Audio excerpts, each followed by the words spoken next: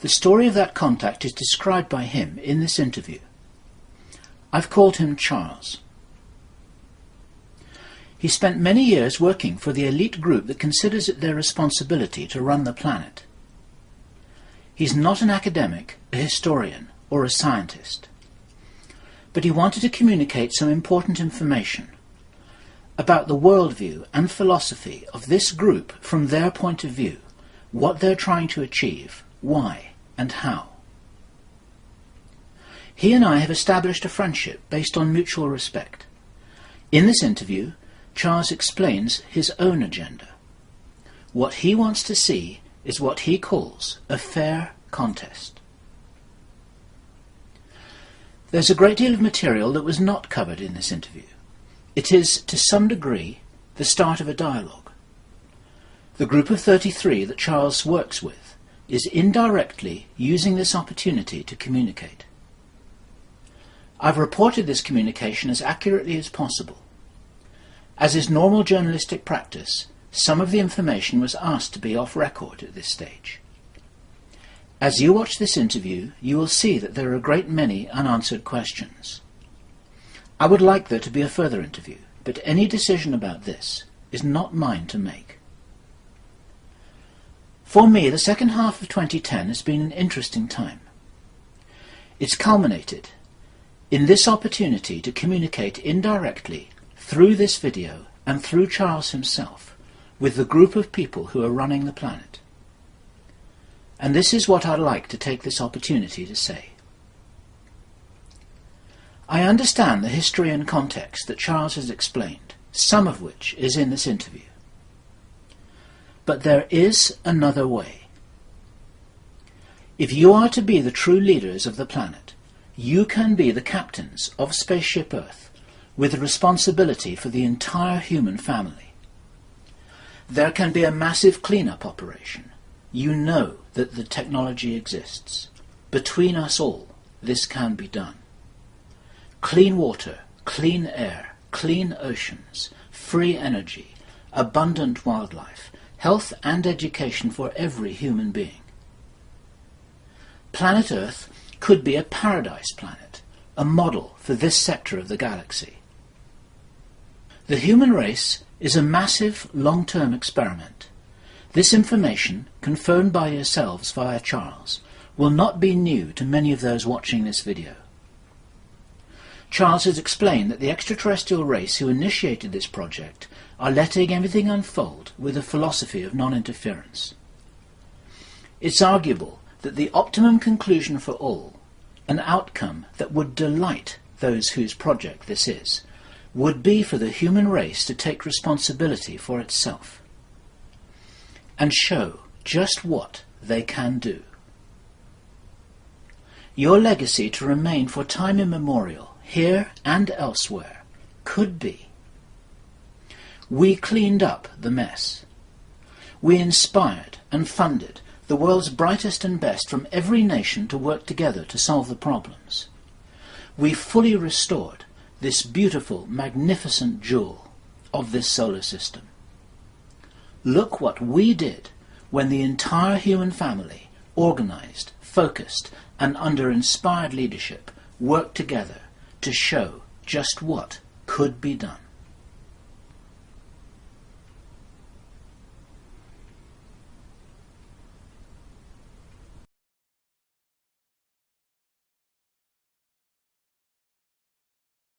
So this is Bill Ryan from Project Avalon, and it is Saturday the 18th of December 2010. And this is one of the more interesting interviews that I've ever had the privilege of conducting. With me is a man who I've given the pseudonym Charles. And as the name suggests, he's very English. And for reasons that will become apparent as you start to watch this video, he has graciously declined from being filmed with his face on camera. You will hear his voice, which will be unedited and unfiltered, and what Charles has to tell us on record may be one of the more important stories that you will have heard for quite a long time. And this is very unrehearsed, as they all are. And first thing I want to do, Charles, is to thank you. And I really mean that, because I didn't know this was going to happen until it actually happened. And as an introduction to our viewers here who are only seeing the back of your head, what are you willing to say about who you are, the nature of how we connected with each other, and the nature of your work? Well, if you want to start with who I am, you'd need to start quite early on, wouldn't you? Okay. Because otherwise it doesn't make sense how someone from Hackney gets to where he is. And for the benefit of the Americans, where's Hackney? It's basically, if you're a Cockney, you're born within the sound of Bow Bells, and I was born in the Bow Mother's Home, so I'm a Cockney. It's in East London. And that's where I am, I'm a Cockney. But I'm from a very working class family. But I haven't ended up in a working class situation through my own determination. And some would object to the kind of determination I've used. And they'd be quite right. So I didn't go through usual avenues, shall we say. But in early life I started as a football hooligan. I was then recruited by a fascist organisation. I realised as my education grew, your education grows in life. And as I got older and wiser, I realised that I was actually more useful to them than they were to me. And you were being watched this whole time, weren't you? Yeah, I was, yeah. Right from a very early age. I wasn't aware of that. I wasn't aware of that until many, many years later. And I know that you've had other people that you've spoken to in the same situation. Yep. And I wasn't aware of it. It was quite... Well, it wasn't a shock to find out, actually, because I always knew that there was something odd about me. And you hear that a lot, of people, but, you know, I'm saying it with realism. There really was something odd about me. I think, well, you've met me. Mm-hmm.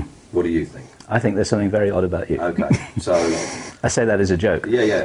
Let me, odd sounds disparaging. Okay. Let us say unusual or even special. Okay. Would that be fair words to use? Yeah, I'm not really into blowing my own trumpet in that respect, you know. Odd seems happy to me. My vocabulary isn't as good as yours, so let's say I'm not formally educated. That's not a crime at all, and it's not your fault. But I'll play you chess. And you probably win. I'll give you a run for your money. I bet you would. But you have talents and abilities and characteristics that are unusual. Yeah. Would that be a way of describing Yeah. it? Yes, rather than say odd. Yeah. Let's say that you have particular abilities that attracted the attention of some people who had reason to call upon those abilities later. Is that right? I have natural abilities, and that doesn't make me special. There are others like me, you know. You've got athletes, etc. Thinkers, maybe, you know. But yeah, I'm fairly quick in a very stressful situation. Not big of physical stature, but that doesn't matter at all. And you haven't been in the military, have you? Never.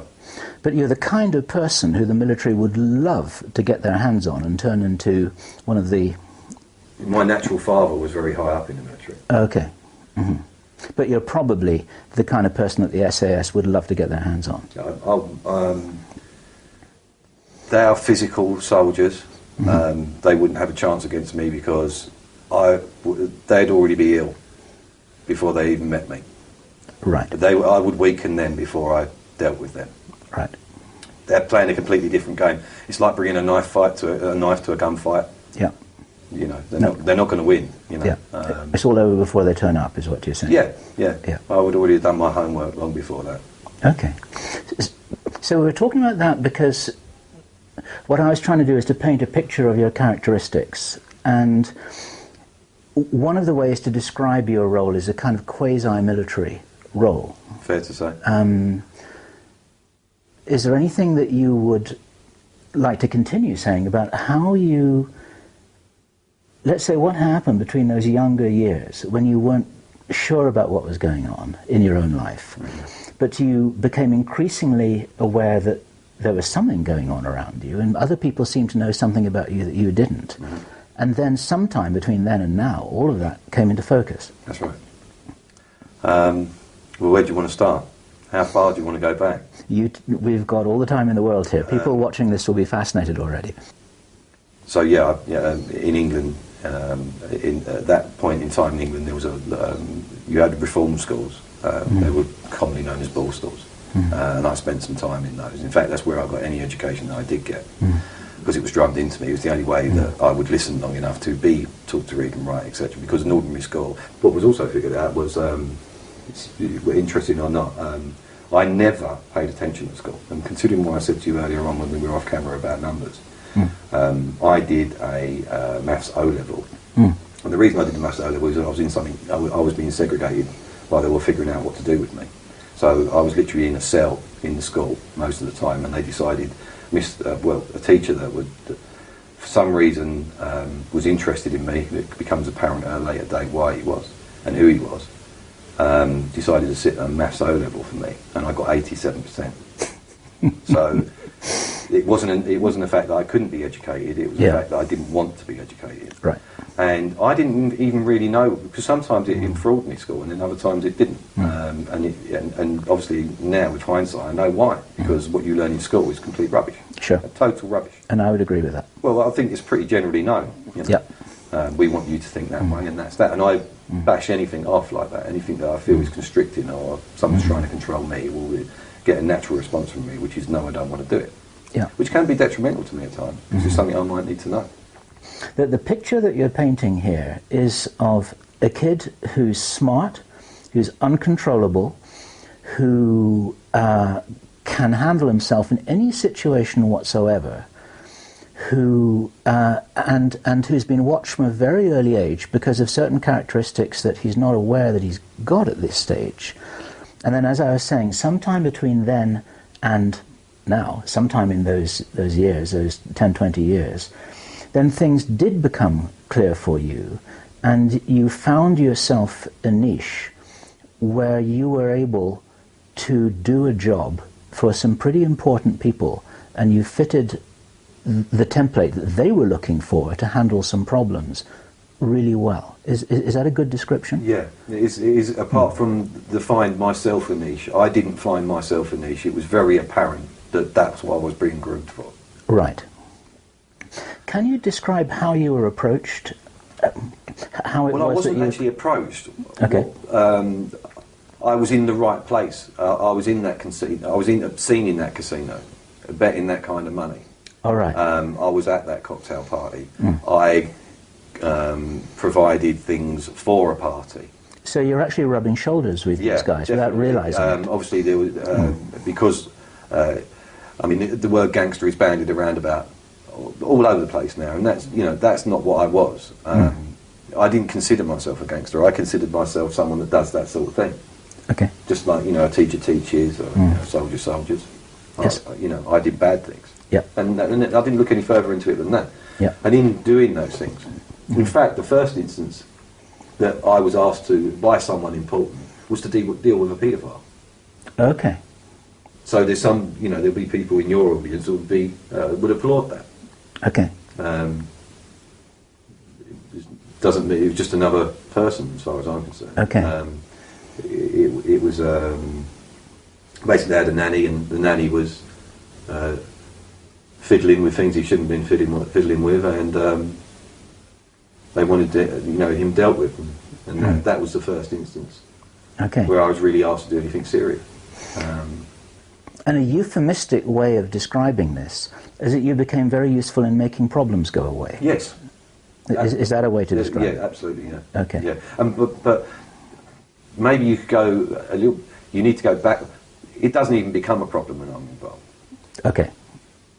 As soon as someone realises that they may see a situation come in a month's time, that's when I'm involved.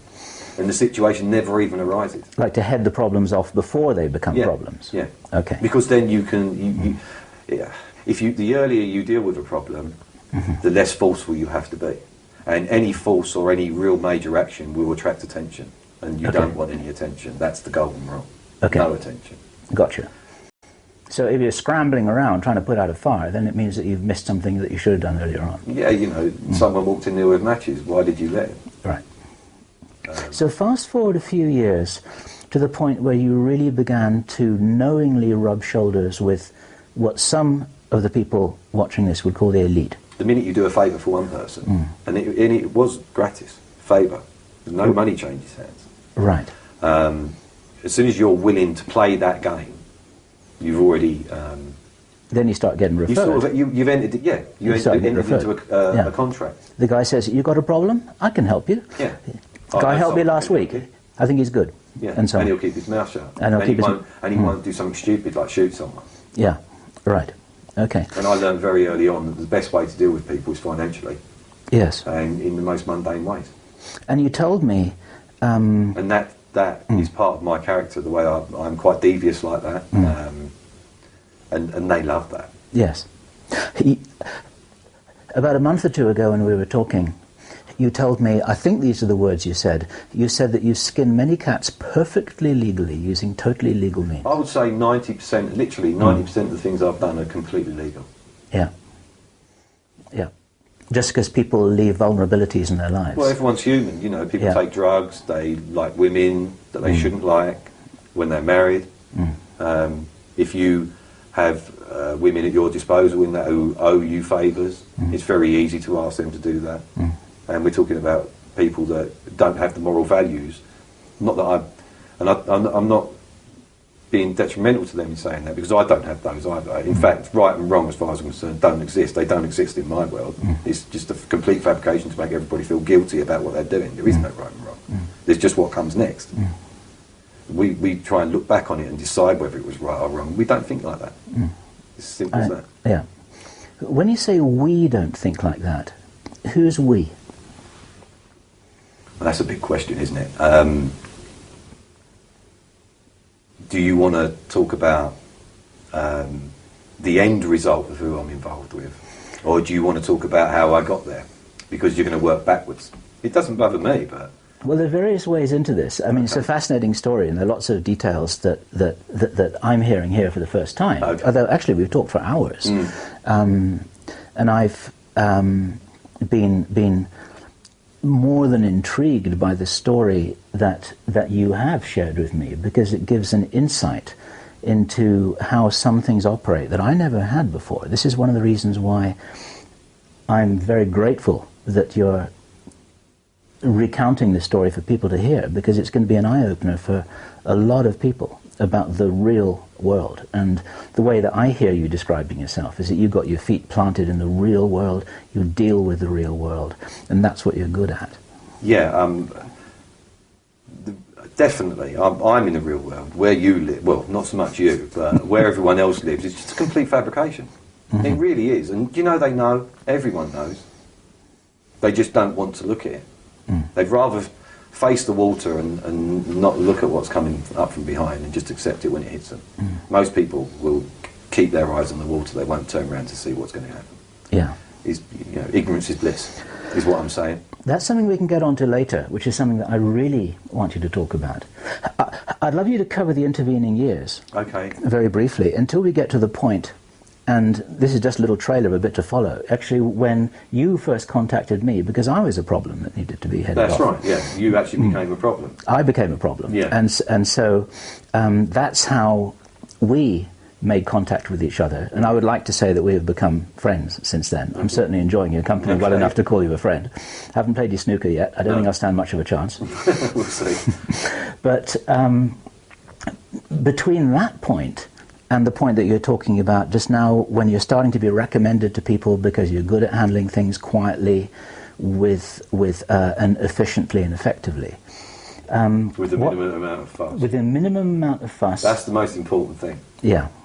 With none to clean up, nothing to embarrass people, etc., etc. For instance, I had plenty of people at my disposal to do things for me. And yet none of them even knew what I was really involved in, and I would always deal with these situations myself, personally, without involving anyone else.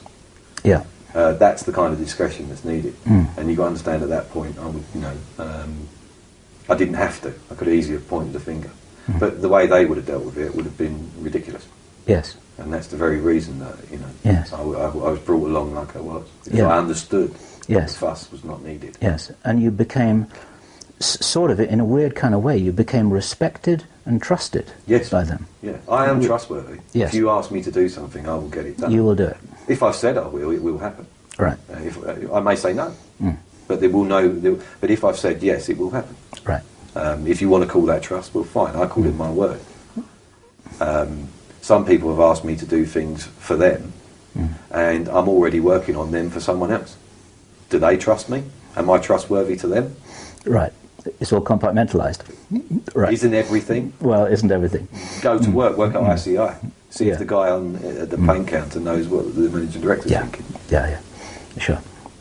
Okay, so can you cover those intervening years? I mean, this is like a huge life story you're telling this is the thing, you know, you've got to understand, in some weeks, several things happened.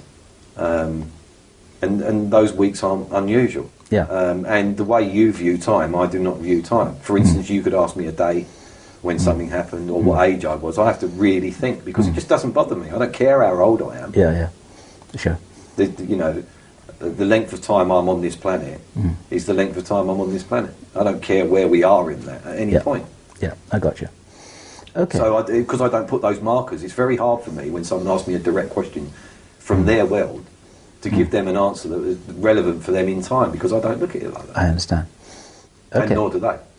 That is interesting. My life is sequential. Everything is sequential. Everything happens in sequence. Everything is sequence driven. Part of the fabrication is the calendar and the clock. Right. Yeah. Scientists talk about time. Yeah, well, they talk about time, but time's only been around for how long? Did summer still come, winter still come? Yes. Before the clock was invented? Of course it did. Of course. Winter's late this year. I laugh at things like that when I hear things like that. Yeah. Because winter's not late. Just the cage you put it in isn't working. Yes. Winter's not late. I completely understand what you're saying. It's like a Buddhist actually saying it is the way that it is.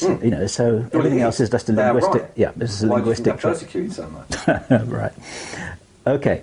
So the intervening time, whether it's elastic or not, between the time when you started getting referred, between some people, and I'm not asking you to name names here, and I understand it would not be appropriate to do so, but some of the people who you work closely with are names who people would recognize in the public domain. Right? Absolutely. Yeah. Right.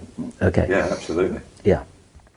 And it's not my intention here to dig into that area at all. I'm more interested in the larger picture and your role in it and what you can share to help people understand the world a little bit better, because you probably agree with me that people don't understand the world at all, right? They don't. They don't understand. And it's not their fault. It's not their fault, because people have been misguided, misled, misdirected. Every step of the way. Every step of the way. We've been lied to, we've been tricked, we've been deceived, we've been, you name it. We've been kind of made fools of for a long time. Absolutely, yeah, through no fault of your own. Yeah. And I'll be prudent to point out that all the individuals that would recognise me from this video have absolutely nothing to worry about. They already know they haven't. Yes. Because of what I said earlier. Yes. But it would be prudent to point that out. Yes. Because there could be some very nervous people running around making decisions that are just going to get them in more trouble. Yes, that's absolutely okay. And on record here, as I've told you off record, in making this video with you, it's not my intention to dig into those areas, to cross any lines that I shouldn't cross, to embarrass anybody, or to even be disrespectful, because there's a very subtle and important big picture here, which is really where I want to get to. Absolutely. This part is fairly inconsequential. Yeah. It's interesting maybe, but it doesn't matter. Yeah. It's background. It's background, and it may be that by now the people watching this are already wondering why it is that you have got yourself into a place where you're able to point out, if you wanted to, and if you could, to people how it is that the way they see the world is wrong, who it is who's really running things, why they're doing it that way, and who it is that you've really been working with through having become trusted and respected in that world to make problems go away. To explain that, you'd have to explain. It's a very big picture, and you're not going to put that in a paragraph. Okay. it's very difficult to quantify like that. That's a hard question to answer. It's a hard question. You're asking who they are, why they've been doing what they are, and how long have I known them, all in one question. I asked too many questions at once. In one go. Okay. So right. Okay, so let's back up a little bit here. Okay. It may be easiest to frame that around our first contact. Okay. Yeah, that makes sense. Yeah. Why don't we build it around that? Okay. Because when we first talked to each other, I was asking you the kinds of questions that the people watching or listening to this will be asking right now. Yeah, I understand that. And so, can you say, why did you contact me when you did? Why did you do it? I was told to contact you. Well, you arrived on my desk with half a dozen other things at that point. I didn't realise your relevance until I started to, perhaps I didn't realise your relevance until we started actually conversing. But then I've got to rewind a little bit, because I am also part of the problem, and I was fooled as much as anybody else until I did something that has left me slightly debilitated, as you well know. Yes. Are you able to talk about that at all? I don't mind about talking about how long I've got and that sort of thing. That doesn't bother me. Okay. I hooked myself up to something with the aid of someone else to educate myself about certain things that would be very advantageous, not even just financially, just generally advantageous to me.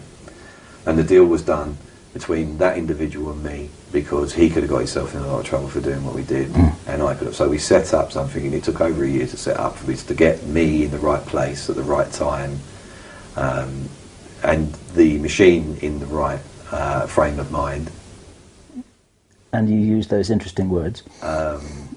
Because, and him. Yes. So it was a long time in the set, but it was a very cheap reason we did it. Okay? And it didn't go well.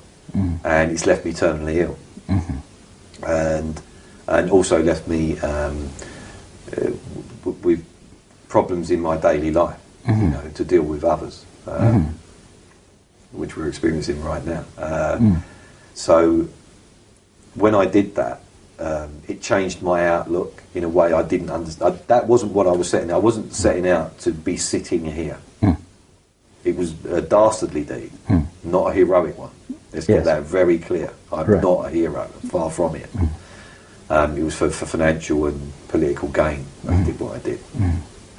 And it backfired. And as a spin-off, it kind of deprogrammed you. Absolutely, that's what it done, without doubt. Yeah, or over-programmed me. Okay. Which, I found myself being able to do things that I just couldn't possibly have any. I've got no background in that thing. Never been showed how to do it, and was doing it and putting a professional to shame. Okay. And not ever for instance, I've never played golf. It's actually been quite hard for me in business because I don't like golf.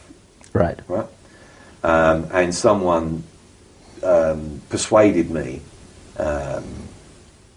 to take a round of golf with them at a very well-known golf course, a very hard golf course. And he played on that golf course most of his life, 3 or 4 days a week. And I slaughtered him. And I'd never played golf before in my life. That's amazing. So, well, it's just, you could say, beginner's luck. That's what was, because obviously I didn't do it again because of the amount of attention that was drawn. And that I don't like, no fuss. So that was frowned on, doing that. And how could I do that? And it was frowned on by the other person that I did the deed with. Yeah. Because that's going to draw attention. It was quite out of character as well. Yes. But I didn't realise I was going to be able to do it. Yes.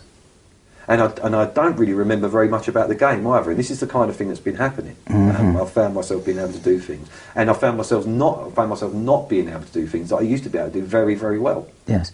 So it's almost like, this is very rough, it's almost like downloading a program, and you didn't know what the program could do until it started running. Is that close? Do you want to say that again your own way? Yeah, there wasn't any download as such. There was an interaction. That was meant as a metaphor. Okay, yeah. But I understand why you said that, and I understand why you used that metaphor. And you look at it like that because of the products that are available you know, in any electronics store anywhere. But that's not what that machine does. Okay. That machine interacts with you. Okay. And you share things. Right. And some things are taken from you, and some things are given to you. So it's not a download, is it? It's a game of tennis. Yeah. Okay. Okay. And that leaves you affected afterwards. Like it's a two-way communication Absolutely, thing yeah. that's going on a very deep level. Yeah. Okay. And I'm not completely convinced that link's still not there. It might, you know, for want of a better way of putting it, Bluetooth. That's interesting. I gotcha. And that's something that we haven't discussed before. Like I understand that, but and I'm not actually 100% sure that what I'm saying there is right. Yeah. So, just to clarify what you're saying there, you're saying there might be like an ongoing remote connection which you're not always fully aware of. Yeah, a mental connection that maybe isn't even deliberate on either part. Okay. Just as like a residual effect. I gotcha. So yeah, that golf's an example. There's been others. Okay, so the reason why we were talking about... So the reason we're talking about it is because how you... About that. Right, so then you are brought to my attention. There's a setup, and at that point I'm just a name on just your... another name. Just another, guy, you know, another name. Just some character in a funny hat that I've got to go and deal with, you know, and I've done some research. Well, the research is done for me. And then I looked into it, and yeah, fine. Just, you know, and to be honest, I saw you as a very easy person to deal with because you're not military. You've got no criminal elements to you. What you see is what you get. So I thought, you know, you're a stand-up guy. And stand-up guys are the easiest ones to deal with because they've got morals. Okay. You can hang someone on their morals just like that. Okay. They will do the right thing. You know, I told you a story about if you want to get to someone, you just have a cab pull up with a woman with a castle, right? Yes. And the good guy will go straight over him, and you're in. Yeah. It's easy. But if you're trying to deal with someone that isn't moralistic, you would just stand there and that won't work. Yeah. What you're saying is that the stand-up guy, as you call them, is just very predictable. Yeah. And if you've got an opponent or a target who's very predictable, then it's dead easy to do. Yeah, if you're playing a game of chess and you know every move that person's going to make, it's not going to be much of a game, is it? Yeah, right. Okay. So you thought it was going to be a pushover, and you thought it was just going to, or something like that. Yeah, no, I thought it was going to be a pushover. Okay. No problem. I didn't think you'd take up more than a couple of days of my time. Okay. So here we are 6 months later. There you go. So, what's happened at that point that caused... Well, that education, shall we say, that interaction,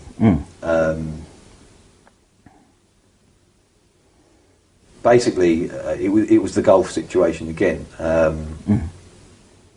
I didn't approach it as I usually approach it. I was more thoughtful about it, which was unusual. Well, I'm always thoughtful about things because you've got to be careful.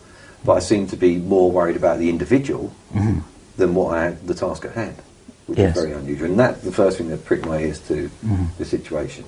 So I dragged my heels on that and conversed with you. And it put me in quite hot water. And just for the record, this was in August of this year, 2010. Yeah. So we conversed, and I was asked why I was entering into a dialogue with you and not just getting on with it. And I said, well, you're not the nut we thought you were, and I'm not going to be able to crack you the way I thought I was going to, and this is the way I'm going to do it, which was accepted because it's happened before, and that was an explanation. And I actually said that I'm going to bring you into my confidence, disinfo you, and make your credibility zero. That's what I was going to do. And so communication with you was then smiled upon. That's just, you know, he is doing his job. That's no problem. The thing was, in talking to you, you changed my mind, and no one does that. And that's where I say that machine changed me. To enable that to be possible. You mean the machine to even listen to you? Yeah. Because you don't know what's going on, so why would I listen to you? But it turned out you do. Or you had an inclination. I'm sure there's many people like that. Then, as I dragged my heels, eyebrows were raised, because it's still, we'll move on a month. Yeah. Why is it still not dealt with? And what's more, some things he's doing are even more annoying. So it was it was realised that perhaps I wasn't going to do what I was meant to do, and you were given to other people. And those other people, well, see, they had tried to deal with you before me. Others had tried to. They had tried to? Yeah, and you had difficulties that you know. Aha. Okay. And it didn't work, so that's why I was... Because really, it was a bit of a sledgehammer to crack a walnut, to get me out of mothballs. You've got to understand, on a to go and deal with something, me actually at this point, it might be prudent to say that I didn't do that anymore. It was a little bit of a sledgehammer to crack a walnut. Right. Which is another reason that made you more of a spectacle for me to look at. Are you able to say on record here that what you're referring to is that other people were deployed to interfere with the work that Kerry Cassidy and I were doing in Project Camelot? Are you able to say that? Yeah. Okay. Yeah, that's fine. And you're saying that... And to interfere with your relationship, divide and conquer. Yes. Okay. So, without going into those embarrassing details for individuals concerned, let's just say that happened, but then all that happened then was the amoeba split, and you could sort of say... we had two problems. Then you had two problems, because then you had Kerry doing her thing and me doing my thing. Yeah, so that's when I was brought in, because it obviously wasn't working. Right. And that wasn't the way to deal with it. Okay. And then, as I said, your file dropped on my desk, and I started to do what and then in our discourse, I realised that there was more to you than met the eye. I dragged my heels, wondered why you were such a issue, and the more I dragged my heels, the more uptight people that don't get uptight got, and that set some alarm bells off for me as well. And I whenever you see something like that, it's always a good idea to find out why, because financially and business-wise, there might be an advantage in there. So I felt it prudent, because I'm always after the next man's check, and that man knows that. So I thought, I'll look into this, and that's why I dragged my heels. And then I realised it was getting more intense, and they actually showed themselves up, and it got to a point where I had to be told what and why. Yeah. And it became apparent there's much more to this than met the eye. Yeah. Yeah. Okay. What about that can you say here? What, genetics? Try it. Yeah. Okay. This is now entering another huge area of this playing field, right? Yeah. This is the problem you're going to have. Do you remember when we first spoke? When we decided that we said that we're going to go off in different fields, and you can spend 6 hours on each one. Absolutely. And I'm not even an educated man, so it's going to be hard for me to. So that makes the problem, the process even longer, doesn't it? But yeah, so genetically, there are lines of people, and those people have been around that genetic line, not family name, although that does often go in hand. Those genetic lines of people have known things for many, many years,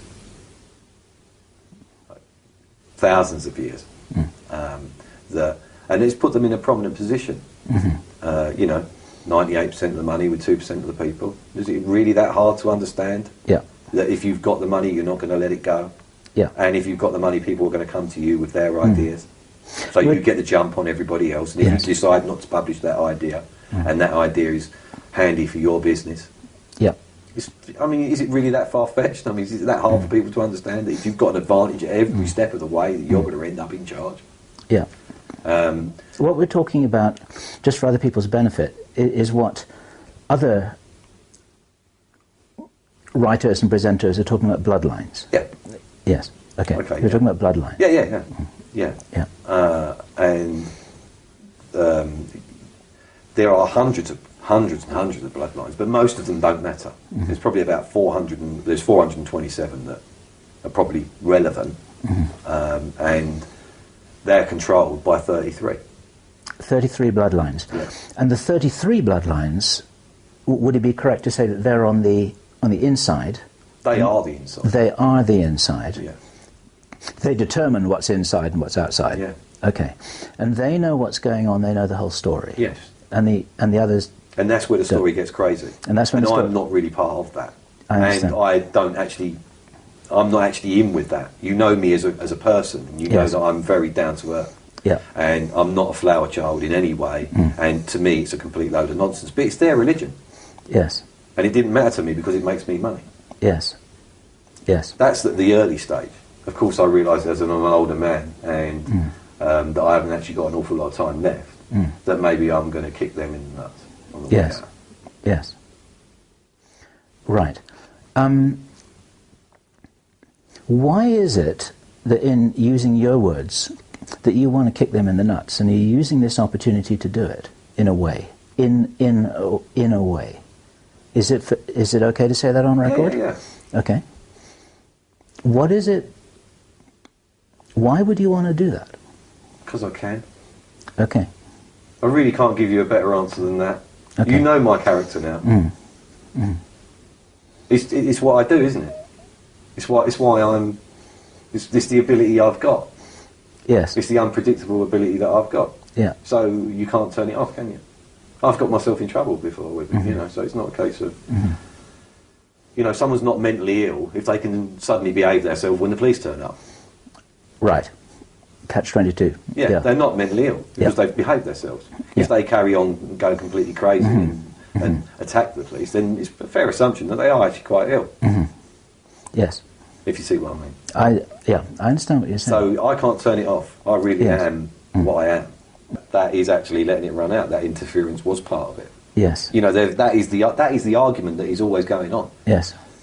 And it's a chicken and egg, isn't it? You know, is he interfering or is he meant to interfere? Is it? Yes. It's like, is the interference actually part of the natural process? Part of the natural process. Yes. If the lion jumps on the deer, is that interference? Yeah, exactly. Actually, it's just the lion doing etc. That's right. Yeah. Was it cruel? It's not. No. Yeah. And you can put that into in the world as well. You know, politics, the energy crisis, etc. You know, they're letting it play out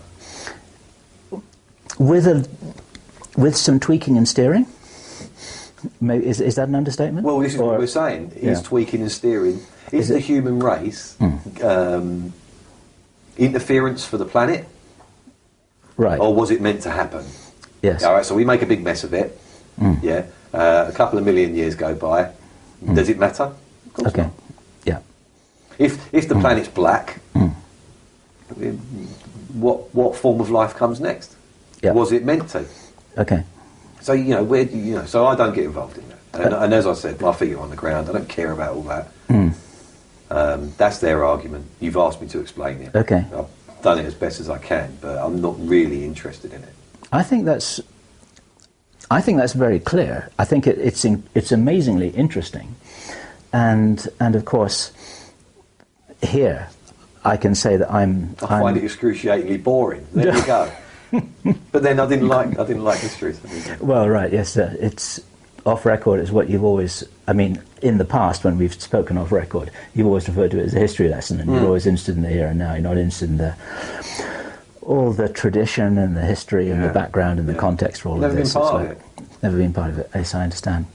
But it has been an interesting few months for us both, in a way. In a way here. Things are always fairly interesting for me anyway. Yes. But yeah, it's been a little bit more interesting. Yes. In the sense of the Chinese curse, may you live in interesting times. Yeah. Some things have been a bit too interesting. Right? Yeah, definitely. Okay. So, just before we get off into lots of different you've got to decide which way you want to go now. Yes, I do. I just want to make sure that, I guess to your satisfaction and mine, that we're kind of squared off with how it is that we've got to this point today, nearly at the end of 2010. I'm still standing. So are you. Yeah. We're having this conversation now, and this is, in my view, this is pretty huge, because I don't believe anything of this information has ever been released on the public record before. No, not at all. Not, no. And you're taking this sort of on your shoulders to do this. Although you would say, wait a minute, my shoulders, right? Yeah. Okay. And I also know that there are protocols involved here, which we've talked about, which are fascinating, which is that you are not allowed to tell me what to do or to give me advice, because that's interfering with me playing out. I mean, what would be the point of doing that? Yeah, right. because that's interfering again. Yeah, it's me doing it then, isn't it? Yeah, I'm just up to a dastardly deed as usual. Yeah, right. So you... And there doesn't need to be any dastardly action in this. This is something that needs to be, I was going to say pure. Well, in my view, and we've had this conversation... which makes me the totally wrong person to do what I've done. Well, I think it's a wonderful irony here. Yeah. At an early stage, you did tell me that it had always been expected that you would do something like this. And you're a very high up individual has intimated that to me, that I'm only doing what I would have done. Yes. That was the phrase that was used. In other words, putting my own words on this, you are actually a purist showing his true colours at last, even though you were given the direction by the other camp. Okay. Sort of. Yeah. Because... Well, you're explaining it to me more succinctly than I could explain it to you. Well, so it's good because it means that you've got what I'm saying. I believe I've got... You have definitely, yeah. And that's good because it draws a line under it for me. I can start diminishing my involvement now. Yeah, right. And just to sort of help to wrap that up, you are actually allowing this to play out in a way that is interesting to everybody, because actually nobody really knows what's going to happen next. No. Nobody knows what's going to happen next. No one does. Except that it's a fairer contest than it was before. I don't want to use the word fight, because I'm not into fighting. It's not a fight. It's not a fight. It's, you know, a river running downhill is rapid at one point and very calm and slowly. That's not a fight, is it? Yes. It's just what happens. It's sort of energy finding a resolution. Yeah. And fast, but sometimes it moves along slowly. Yes. You know, when it's moving fast, is that a fight? No, it's just a different momentum. Yeah. So no, there's not a fight. Yeah. It's situations finding a natural resolution of some kind. That's a much better way of putting it. Yeah. And so what you want to see, this is a question, what you want to see and what's motivating you is you want to see things find a good natural resolution. And actually there are several times when you've told me off record, off camera, that you don't think I stand a chance. No, I still don't. But you're still willing to give me my musket or my lance or whatever like that, so that I can do something. Yeah. Absolutely. Yeah. And then, you know, may the best man win and all the rest of it, but you reckon I'm probably outgunned. I know you are. Metaphorically speaking, outgunned. Yeah. Okay. All right. But, you know, that is... And you say that I would be interested. I'm not going to be around. So you've got to temper that with a little... Yes. You know, how interested could I really be? When you say not going to be around, this is reminding people watching this is because you're terminally ill. That's right, yeah. Right. Do you know how long you've got? 2 years. Something like that. Yeah, you know exactly where these things have been going. Yeah. But, you know, people have said to me, you know, you're quite resilient, so you could say maybe 3, maybe 4. But, you know, that's where it goes for me.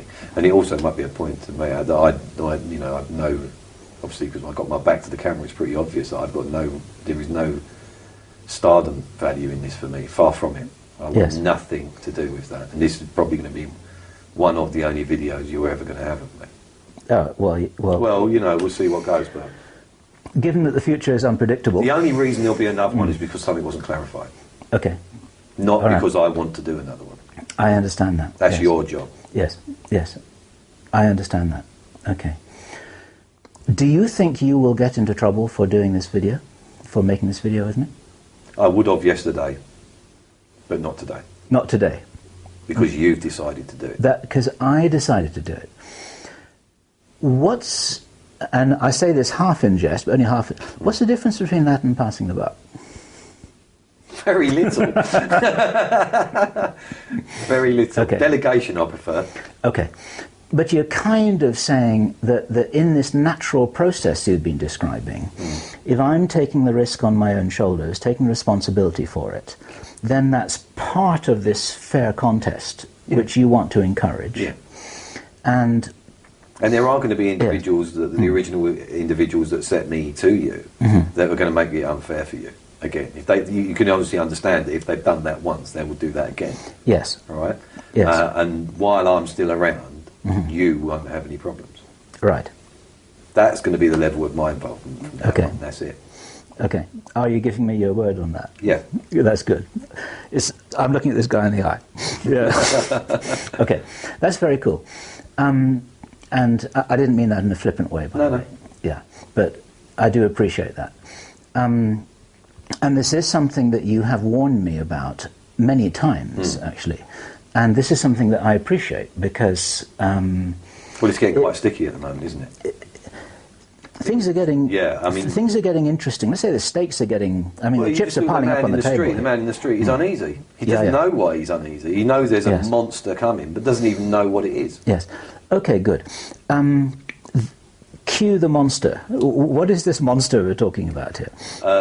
Your words, not mine. Okay. Let's look at the as you use I'm going to use for your term bloodline. Right. Let's say the 33 bloodlines of the monster.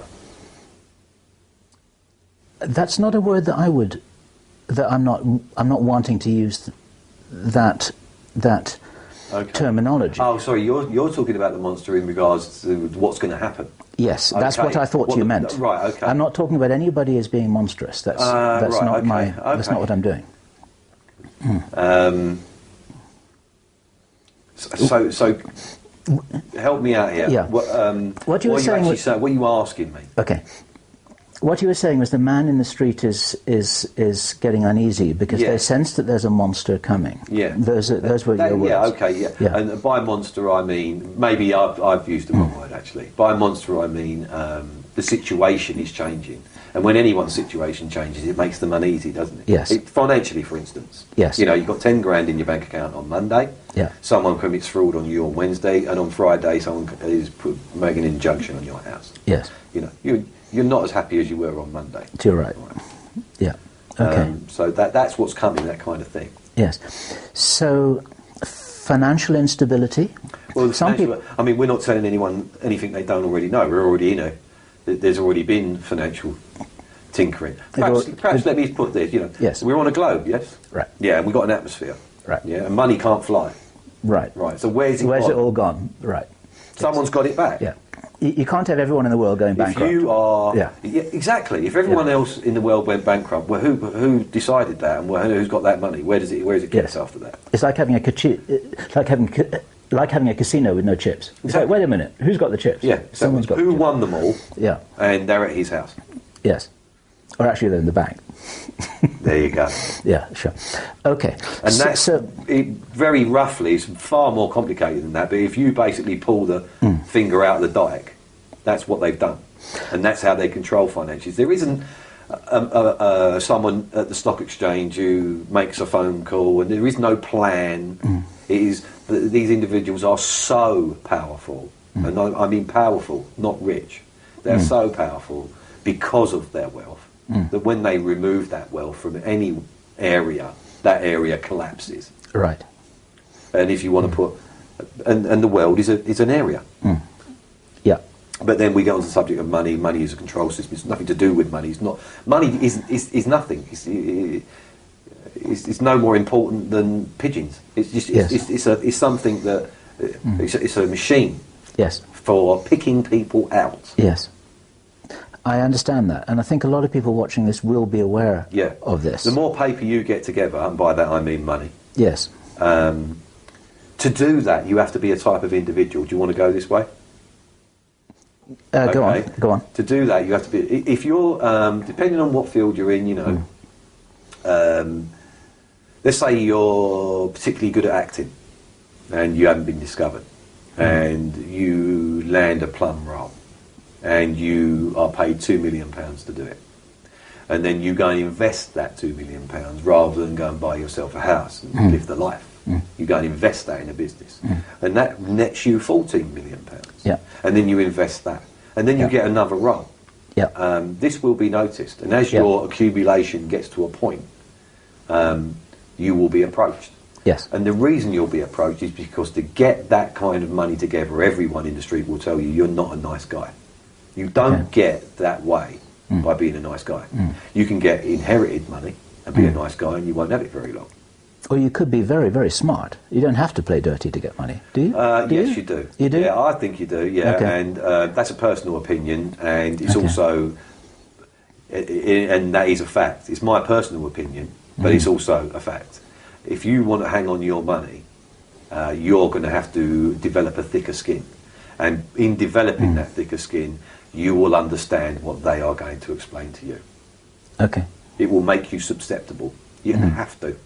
Okay. Or just give your money away. Okay, which is never going to happen. Because why would you try to accumulate it in the first place? Yes, right.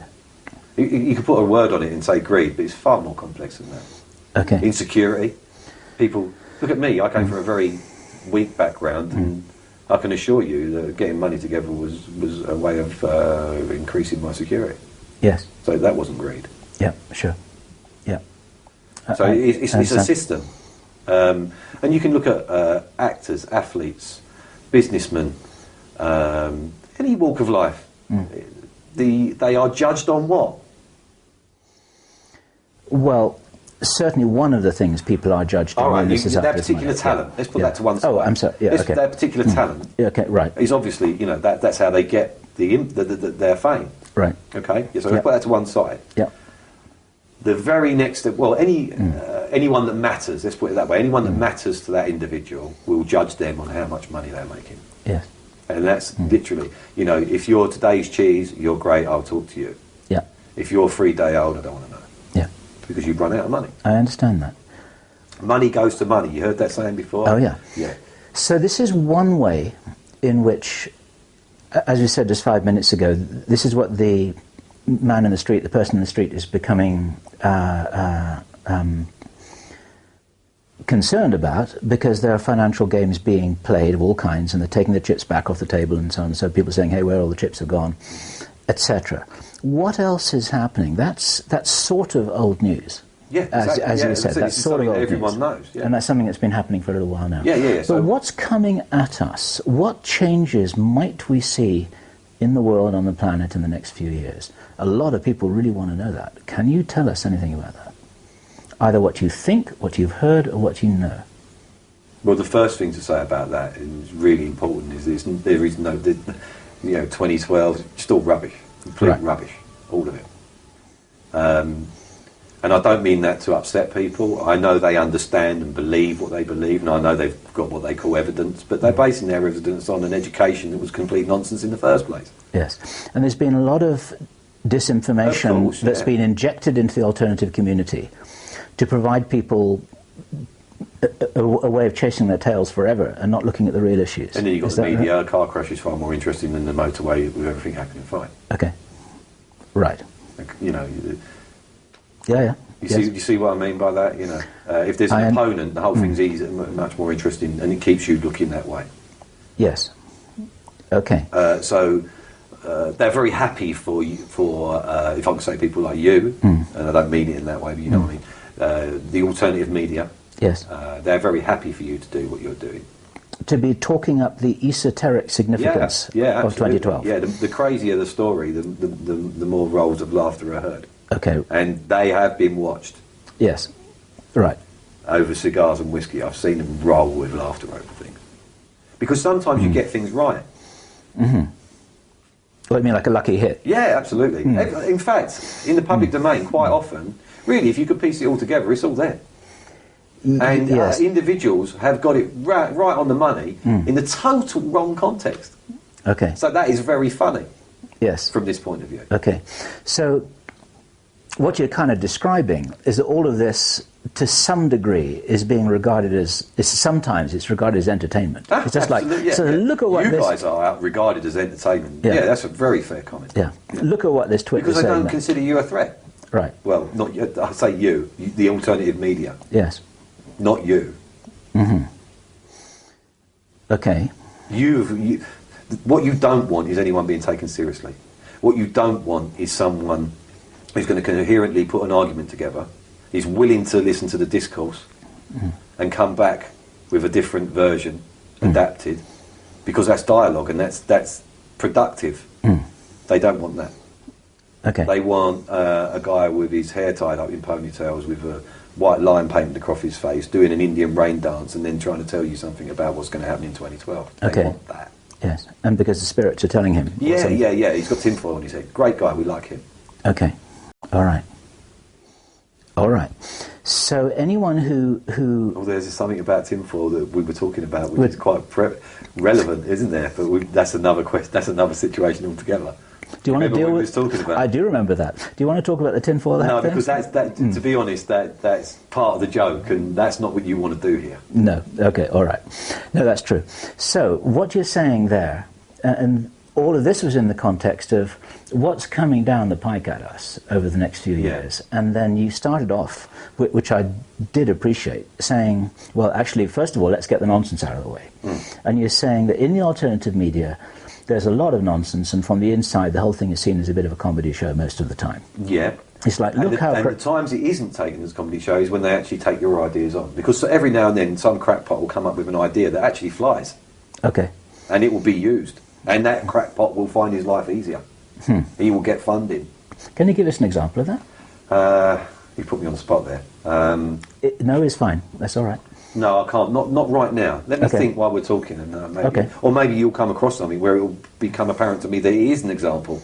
Okay, that's cool. But I get the concept. I was just immediately curious because he hadn't mentioned that to me before. Oh.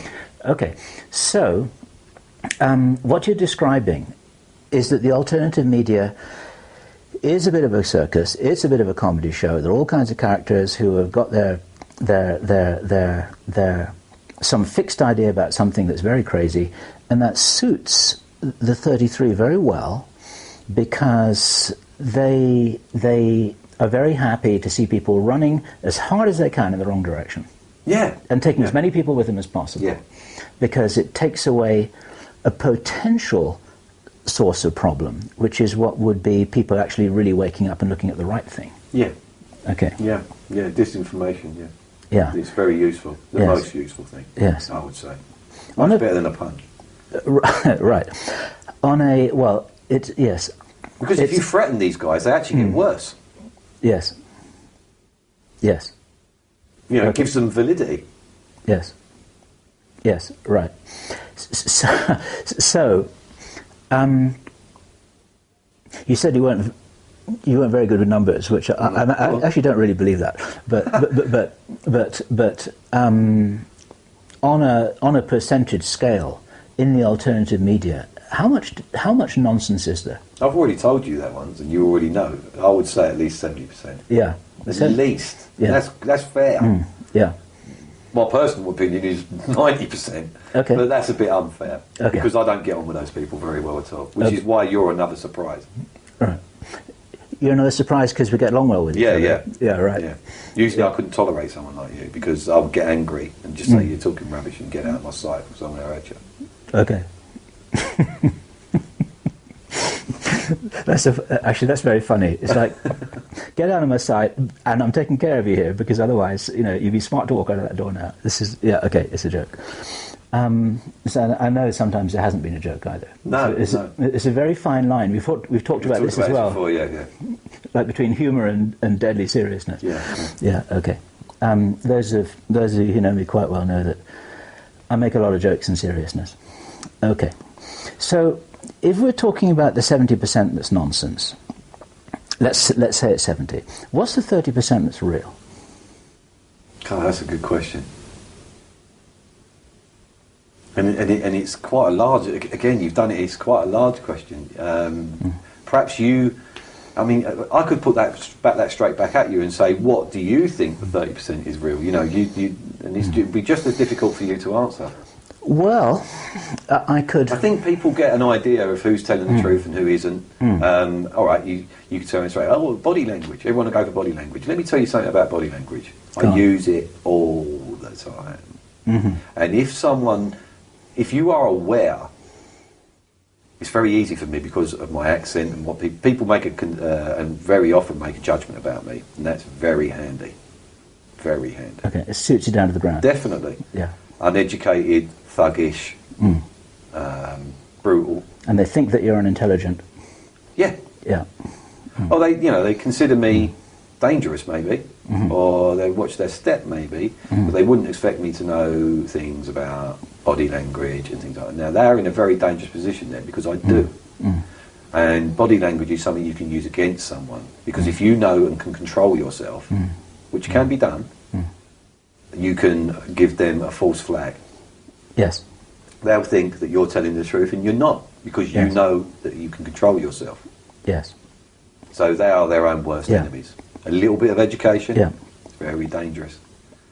They can think that you're being submissive, and you're not. Absolutely. They can think that I'm telling the truth. You know, everyone knows that, you know, it's getting quite in the public domain now, but body language and psychology behind it and all the rest of it. You know, if your eyes do this or they do that, you know, well, yeah, okay. If the guy doesn't know or the girl doesn't know anything about it, and you're educated and you're there for a reason, and you're trying and you're looking for those things and they're unaware of it, well then, yeah, of course you'll get a good representation of what that person's thinking and saying. But if the individual is playing you and has a good education in that, they will use it against you, and you won't even be aware of it. Yes. Yeah. Yes. And you're now wondering if I'm doing it to you. I've been watching you for the last 4 or 5 months. You're a very good psychologist. Of course you are. Not an academic one, but you never were academically qualified at any of the things which you're good at. It's been very interesting watching you do your job very professionally and effectively. Well, what I would say is I haven't. Well, not by your previous standards. No. Not by your previous standards. No. Yeah, that's a good way of putting it. I do it, but for the right reasons. Let's put it that way. Yeah. Okay? Yeah. If you're getting somewhere where, you said it last night, the hot and cold game. Yes. That's what I do. Yes. That's what I do. So I'm doing it in that respect. Yes. Like, you're getting what you're talking about is guiding and steering. Yeah. Saying, yes, you're on the mark now, you're on the mark now. Not defending myself. Yeah. Trying to get out, you're not the judge. Sure. So I don't need to be a victim, I don't need to be in the dock. Yeah. Okay. Now, we got onto that because we were talking about what people thought about you. We were talking about disinformation. We were talking about what people thought about you, and people would often read you wrong, and that you were talking about body language and so on and so forth. The tracks that we were on just before that, I was talking about what in the 30% that wasn't the 70% maybe is on the money or close to it. What do we need to worry about? There are a lot of people watching this right now who really want to know what they should be aware of, what they should be looking at, what they should be preparing for. Let's allay some fears. Some serious nonsense. Very good. No nuclear war. Good. Forget it. It's not happening, never will happen, would have happened by now, surely you can see that. Okay. Yeah? 1983, we came that close. 1983? Yeah. Okay. Or was it 85? 85. I don't know. Okay. We came that close. Documented. Have a look into it. I can't remember what it was all about. But basically, America and Russia came within inches in a mistake. And that kind of, it's not the Cuban Missile Crisis we're talking about. Yeah. We're talking about that. What do you mean? Later on. Later on in the 80s, later on, yeah. Okay. I'm not a historian, Bill, so I don't know. I'm just using an example. There was something. We have come close a few times. You just mentioned another one, so, I believe it. Okay. And it didn't happen. So if it was going to, that was when it was going to. So that's all rubbish. And besides, if you do that, you ruin everything. Yep. It's and pure nonsense. And it takes people out, and it's not selective. Exactly. Is it? It's not selective. Exactly. Yeah. You damage what do you want that country after that? Yeah. Look how long you're going to have to wait. And let's face it, look what happened to England. They ended up paying for the Second World War and putting everything right, and they're now in a weaker position than Germany is. Okay. So and Japan, the same thing with Japan, with America. So you are saying... The winner loses. Yes. Financially. Yeah. So just from the finance, people understand finances, and they know that everyone at the top is greedy. This is this is stuff we know. So just by that same token, there is going to be no conflict of that description, because it's detrimental to everybody. Okay. So you don't have to go. I feel sorry for all the guys that have gone and liquidated all their assets and run to the hills. You're idiots. There was no need to do that. You've wasted your time. If you did it because of that, Yes. You've wasted your time. Or let's say the people who've liquidated their assets and they built themselves a bunker 100 feet under the ground. Yeah, they've wasted a lot of money that they could have used in a far better way. So that's important. You're saying, for sure, because you know, on record, no nuclear war. Let me say this for sure. Mistakes happen. Okay. Obviously. Nuclear mistakes even. Okay. But there is no perceived plan to do that on their part. Okay. Good. So that's one thing you said you wanted to knock on there. Okay, so that's that. Is there more? So 2012, something's going to hit us out of the space. Some natural, massive phenomenon is going to happen. People talk about a pole shift, which has happened in the past. And Neruba and all that. Yeah, I've been told that we're a binary system. A binary system? Yeah. But nothing to worry about? No. Something to worry about? No, nothing to worry about. The fact that it's a binary system and the 2012, if you want to take that stupid film, that's, no. There will be some difficulties because of solar activity. I've been told that in and around that time, but they're not even accurate. You can't. No one can predict what the sun is about to do. Okay. They can say, this happens at that certain time, and it's not my field, so I don't really want to talk about that. But no, I've been told that, we've all been told because of our business assets and so on, that it might be a good idea to have some sort of electromagnetic protection for your equipment. Right, that's important. Around that time. But it's not going to be the end of the world. We are talking about something that happened. It's happened 100 years ago. Yes, it's documented, and people, and it's been documented that it is coming. It's not a secret. Yes, is this 2013? Yeah, 2012, 2013. Like I said, you can put a number in. There you go with your calendar again. Right. Okay. We're on a ball flying through space. What are you talking about calendars for? It's nonsense. Okay. It's education that you had that wasn't needed. Okay. So what you're saying, this is a running summary here. You're saying that that the solar system is a binary system, but that's not in itself a problem. Yeah. There is going to be some heightened solar activity, probably. Can I just stop you there? Yeah. I'm not saying that because I'm not an educated. You're saying, I know as much. I know nothing about that. I only get involved if something's going to damage me. Yes. And if something is being said that I might take heed of, it will be stopped when I ask the question. But I don't want an education on it. I just ask, is that something I've got to worry about, yes or no? No, it isn't. Okay. All right? And that's what I'm saying. Don't get me into the science of it because I have no idea. Yes. Yeah.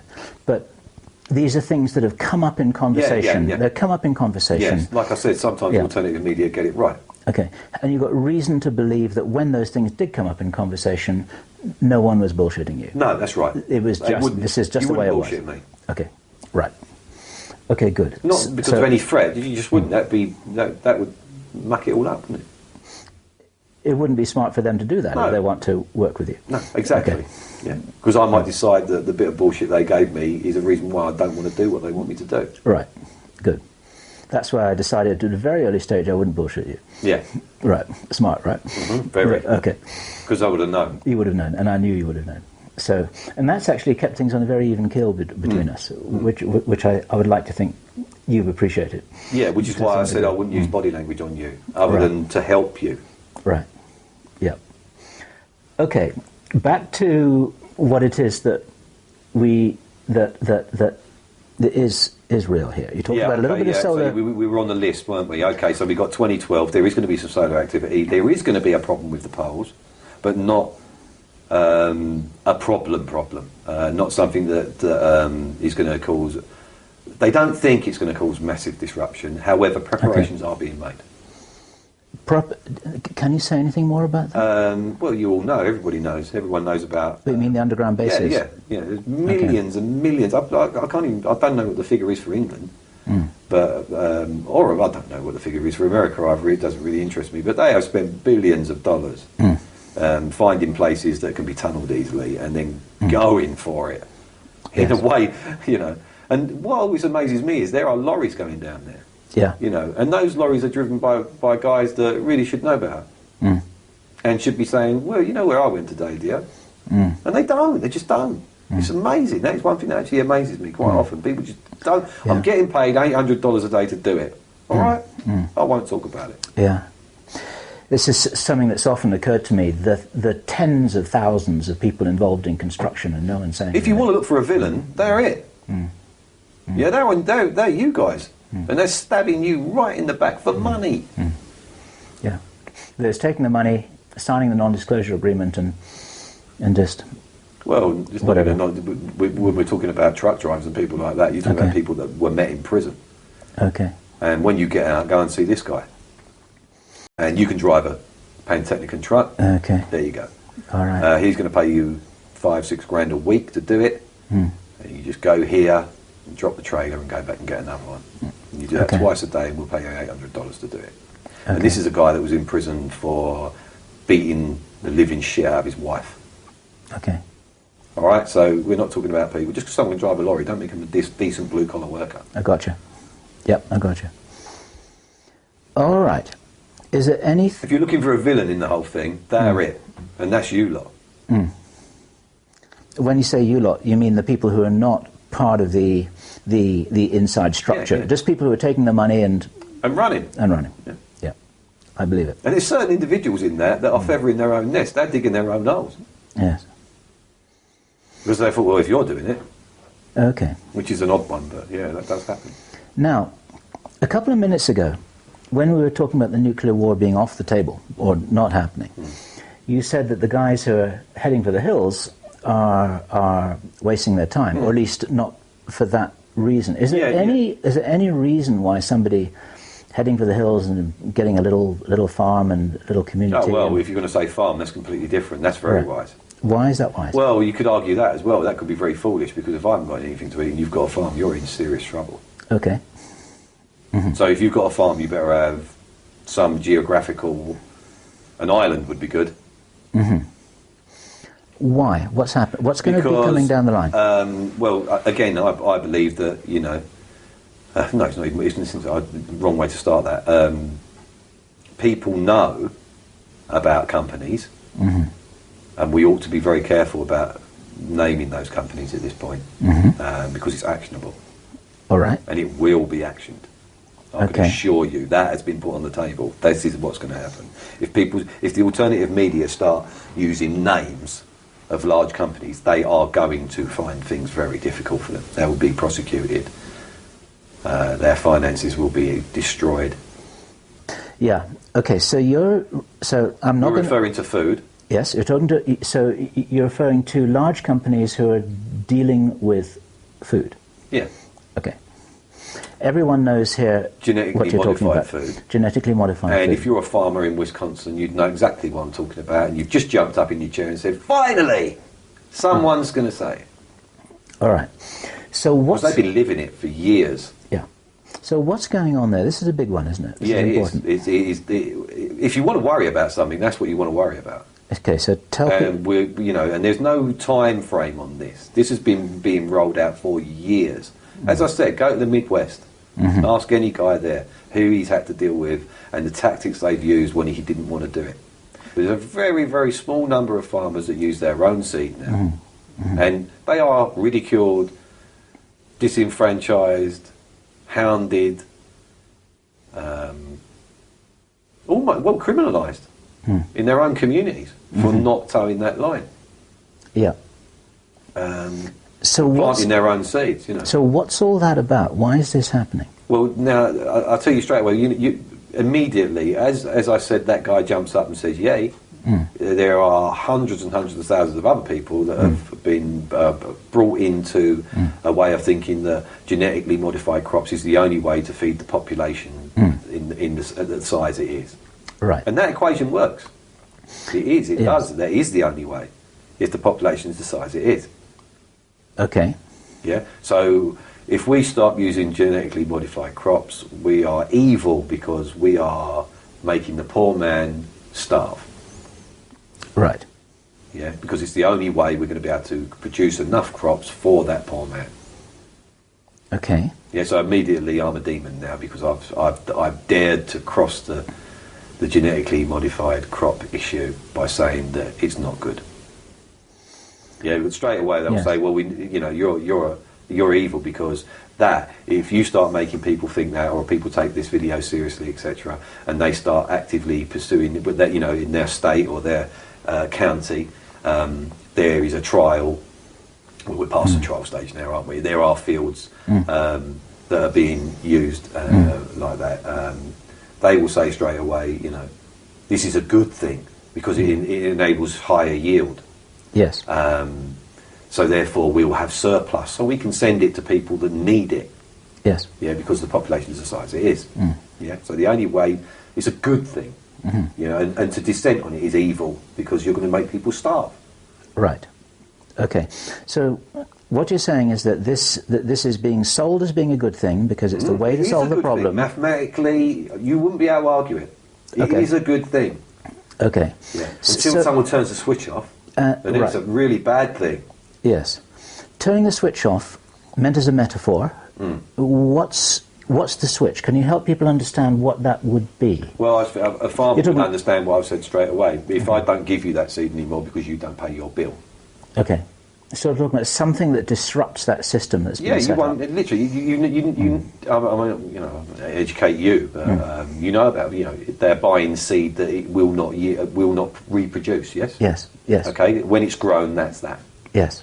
And you're not allowed to store seed that is able to grow and reproduce. Right. That's actually almost criminal now. Yes. Yes. Yeah? They will hound you if you've got that kind of seed. Because they want to stamp that kind of seed out, so you're totally dependent on what comes on a lorry every year. Yes. Okay. Is that farming? Yeah. Right.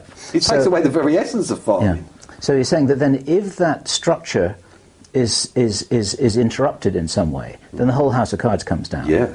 Okay. And what you're saying then, I haven't heard you say this just now, but it sounds to me like what you're saying then is that this is planned and engineered, that this is going to happen, they're going to do this? Absolutely. Right. You said that without even thinking about it. It's like, yes, absolutely. It is going to happen. It is going to happen. Yeah. It's just a matter of when. But yeah. And that'll be when the time's right. When the time's right. Because there is no time, which is always makes me laugh when people make predictions. Yeah. They are in that 70% of the alternative media that are complete idiots. Yes. Because as soon as someone, here's an interesting thing for you, as soon as someone puts a date on it, we won't do it. That's the end of it. Right. Right. Credibility out the window. Yeah, it's a wonderful opportunity to destroy someone's credibility by mentioning a date. We love it when they do that. Got it. Okay. Yeah, that's easy to understand. And a couple of your friends have done that. Yes. Yeah. Right. And of course it hasn't happened. Right. Yes. Interesting. Okay. Back to the big scenario here. You're saying this is a big one. They're planning to disrupt the food supply and distribution. No, not disrupt it. Not disrupt it? Control it. Control it. Yeah. So if you live in Brazil, you're going to be all right. Okay. If you live Africa, you're not. Right. Yeah. I mean, they've already got problems anyway. It's probably a bad. Yeah, they got problems anyway. Well, there's parts of Africa that haven't. They're very, very, productive. How about Europe? Yeah. What, so... And definitely America, of course, I'll take that as a read. Yes. Just to cut to the chase here, what you're talking about is the deliberate creation of a state of famine where a lot of people are going to die. Is that right? Is that what you're saying? Yeah. Yeah. Well, that would be the result. That would be the result? Yeah. Okay. And that's what happens when you haven't got any food. You starve to death. Yes. Do you know... It's hard to find the geezer who's got his finger on the trigger, isn't it? Yeah. Yes, because it just looks like something... Yes. It just looks like something that's sort of happening. Yeah. And it's been looking and sort of happening for the last 7 years. Yes, it has. Yes, it has. And don't take my word for it. Do your research. You'll see it's there, Bill. Yeah. There's nothing hidden. Yes. This is something you've said to me over and over again. It's all there. It's got to be. It's all there. Fair play, if you want to use your phrase. Yes. It's all out there for people who are smart enough to look and see. Yeah, because if you figure it out, you're accepting, aren't you? Okay. Especially if you can do something about it. Right. So... Captains of industry and so on. Yes. Do you know... Maybe you don't know, but do you know what the target figures for population reduction are? No. Okay. Do those figures exist? I would presume so, yes. Okay. Because there's... to do any model, first of all, you need a business plan, don't you, for anything? Right. And, of course, a lot of people watching this will know that the so-called target, or the ideal population number as stated on the Georgia Guidestones is 500 million, isn't it? Okay. 500 million. Yeah. What do you know about the Georgia Guidestones? Right. You educate me. They found who'd done it yet? No. It was a pseudonym, somebody Christian, I think. The guy has never been located. One person has said, yes, I did this. No, discount that. Okay. Yeah, no, I'm talking about, has it been proved? No. Right. No. And it won't be. Right. I shouldn't think. Be very surprised. Okay. You're interested in the Georgia Guidestones? I just want, not particularly. Where did they come from? That's what interests you. It looks like a manifesto. It's a manifesto in 8 languages, carved in stone, out in the open. A lot of people have drawn attention to this. The 500 million figure has been drawn attention to over and over again. I've done that myself. It looks like a manifesto. Like this is what we're going to do. Then perhaps it is. Yeah. Okay. All right. So, all right. No problem. You're saying it's a manifesto. Well, I'm not saying that. I'm saying it could be, couldn't it? It looks like one, doesn't it? Okay. This is where I'd love to have a camera right here to see you. Okay, no problem.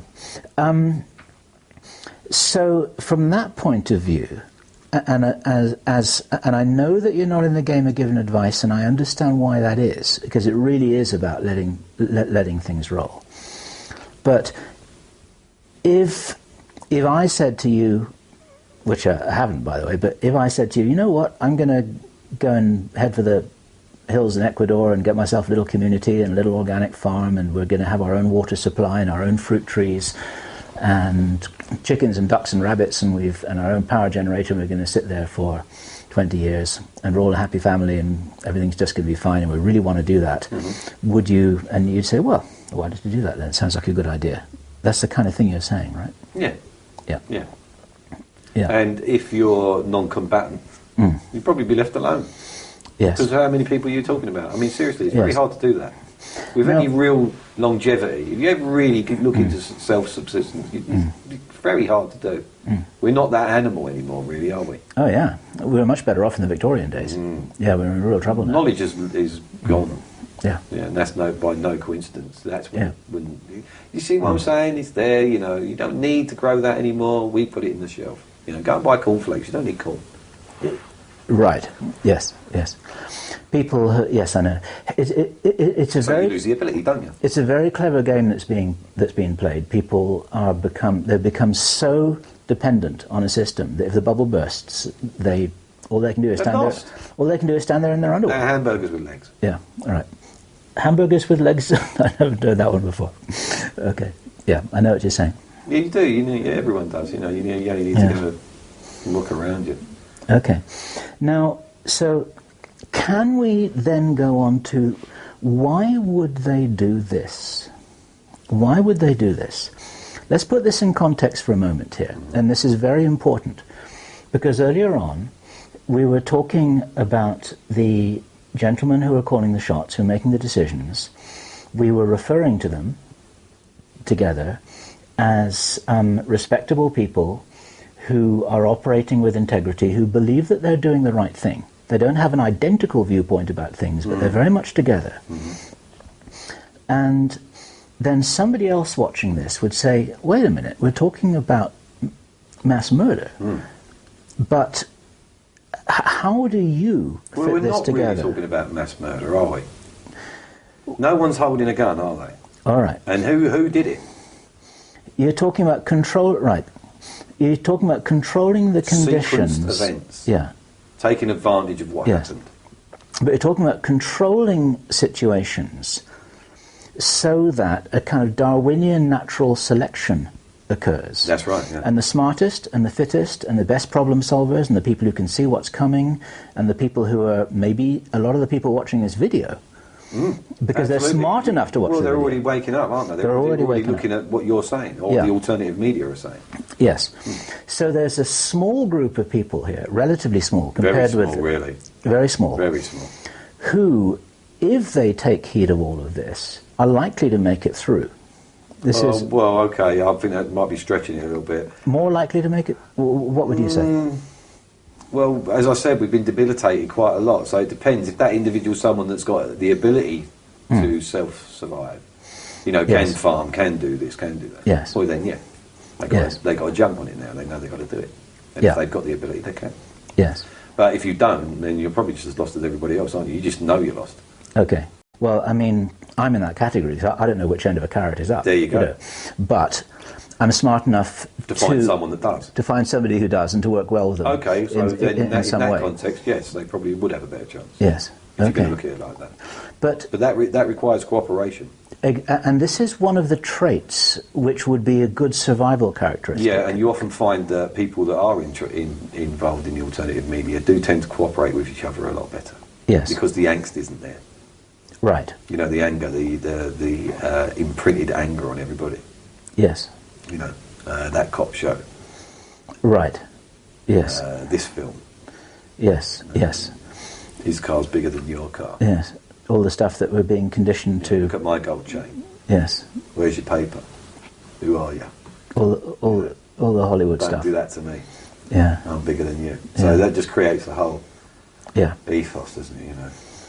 Right. And that's nothing new to anyone. Everyone knows it's more violent out there than it was. Oh yeah. Where do you think that comes from? But we know this though. This is no new. This is not new ground. We know the media have been. Everybody knows. Yes. Yeah, you know. Most of the people watching this won't watch a lot of television. No, a lot of them won't watch any. That is another trait you find because it makes them uncomfortable. You do find that certain individuals are predisposed to find that situation uncomfortable because the television has replaced the fire. We all used to sit around the fire and look at the different shapes, and those shapes arrive for every vampire story, horror story you go comes from a fire because that's where storytelling started. You sat around the fire, and that was it. And now the television's the fire. It flickers, it's light. Yeah. But the problem is, it's not, is it? No, sure. It's a medium that is a direct link to your brain. Yeah, yeah. You've seen people sitting there.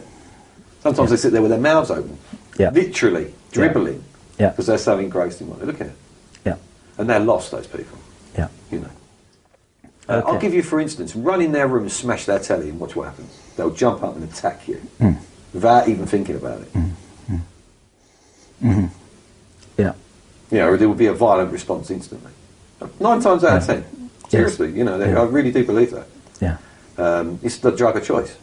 Yes. The drug of the masses. And it works. And it will continue to work. And if you well, I'll tell you what. Let's give your viewers a task. Turn it off for 14 days. Nothing. Not even what you want to watch. Not even watch you. Nothing. And see how they feel about everything. Yeah. Everything. Yeah. Their wife. The world would change, is what you're trying to say. Absolutely. Yeah. So I do believe that. Well, it's not. And no one would do that. Yeah. It's not hard to believe, is it, really? You know. No. Not at all. Okay. I want to get back to the point, if I may. The reason why they're doing this is a question, and this is what I've been able to figure out from the conversations that we've had, is that it's a filter in place, or it's a bar to jump over, or it's a situation to survive, where some people will make it and most won't, being set up that way. Why would anyone do that? The only answer I can think of is because they're actually trying to not only cull the herd. If you think of a forest keeper with the deer in the forest, trying to make the forest a better place and trying to make the deer a healthier, stronger herd. Part of that guy's job is to get a shotgun out and to pick some of the deer. Yeah, a shotgun, not a nuclear weapon. Exactly. Because it's indiscriminate. You said that earlier on. So that's why that won't. The very argument you're making there is why that won't happen. That's why I said what I said there. Yeah, because it's indiscriminate. Whereas what I hear you saying here is that this setup with an engineered situation of famine and food shortage is that there will be certain people who will make it through, besides the people in the underground bases. On the surface, so to speak, you would have people who are equipped to solve problems, to grow food, to see things coming, to form communities, to work with each other, to troubleshoot, and also they'll be physically tough. Yeah, the ones that turn the television off. Well, right. And then at the end of whatever happens, then you've got what, in one or two presentations I did, you call them human race 2.0. Good analogy, yeah. You've actually got a sort of, I mean, it's not a genetic You're asking upgrade. why would they do that? Why would they do that? Are you able to say something about the human race being an experiment about optimization of the genome, and that the 33 believes themselves to be the guardians of the experiment at this level in some way? Yes. What we're actually doing is trimming the fat off.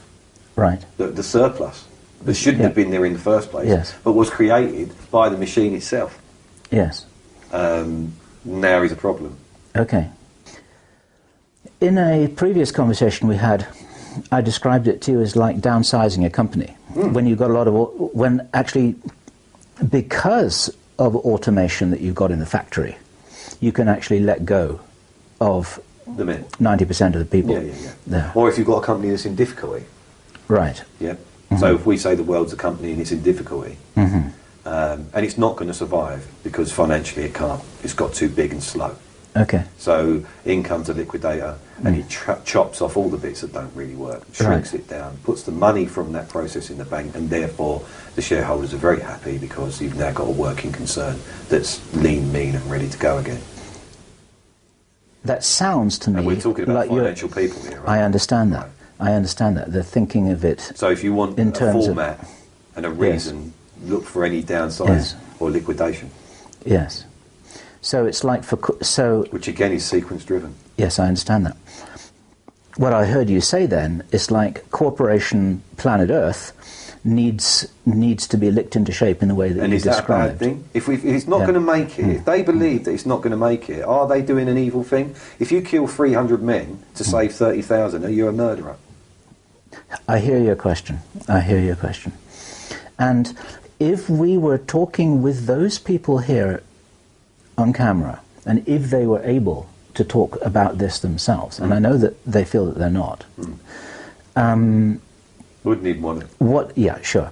But what you are saying is that is the way that they see it. Yes, the way that they see it. They see it that they believe they're doing a responsible job. Is the reason why they don't talk about this openly? Perhaps this is a dumb question, actually, but let me ask it anyway. Is the reason why this is not being talked about openly that they believe that, as in that movie with Jack Nicholson, A Few Good Men, people cannot handle the truth? No, absolutely. I mean, I've told you you're going to exercise caution with what I will tell you. Yes. And there's a good reason for that, because it's going to upset a lot of people. Yes. And with good reason.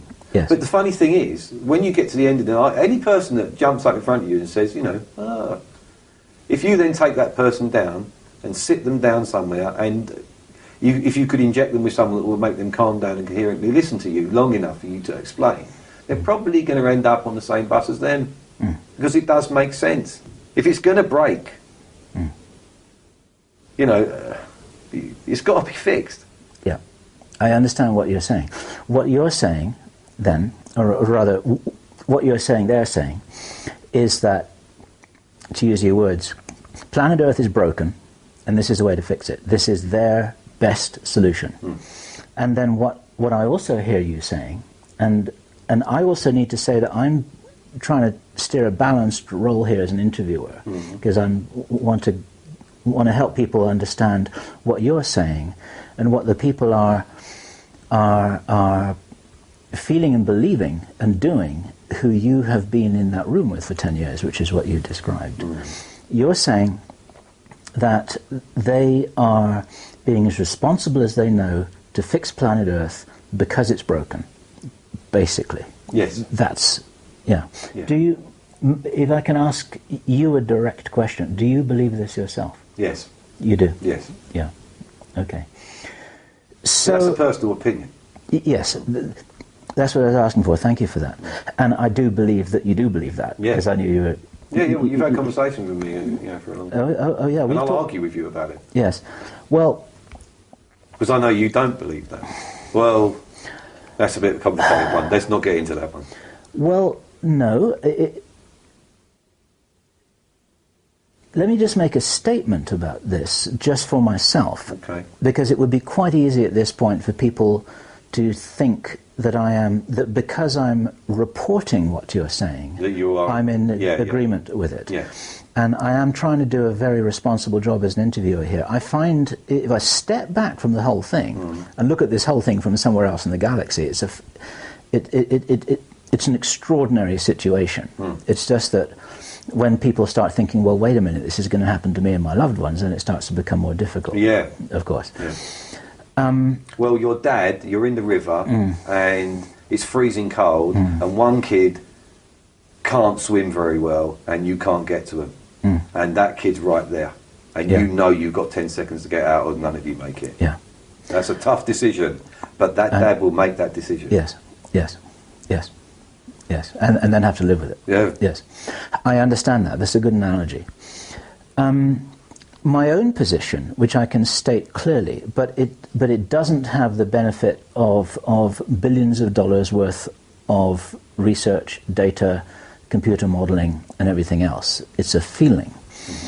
My feeling is that it is possible that the human race can solve this problem in a different way with the right kind of leadership and the right kind of information and the right kind of responsible sharing of information. Okay. I can't drill down below that. Well, I'll tell you what, if you come up with that and it is, then I'll be with you. Yeah.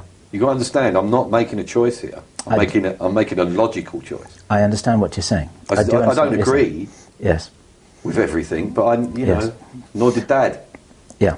As he watched the other kid. I understand what you're saying.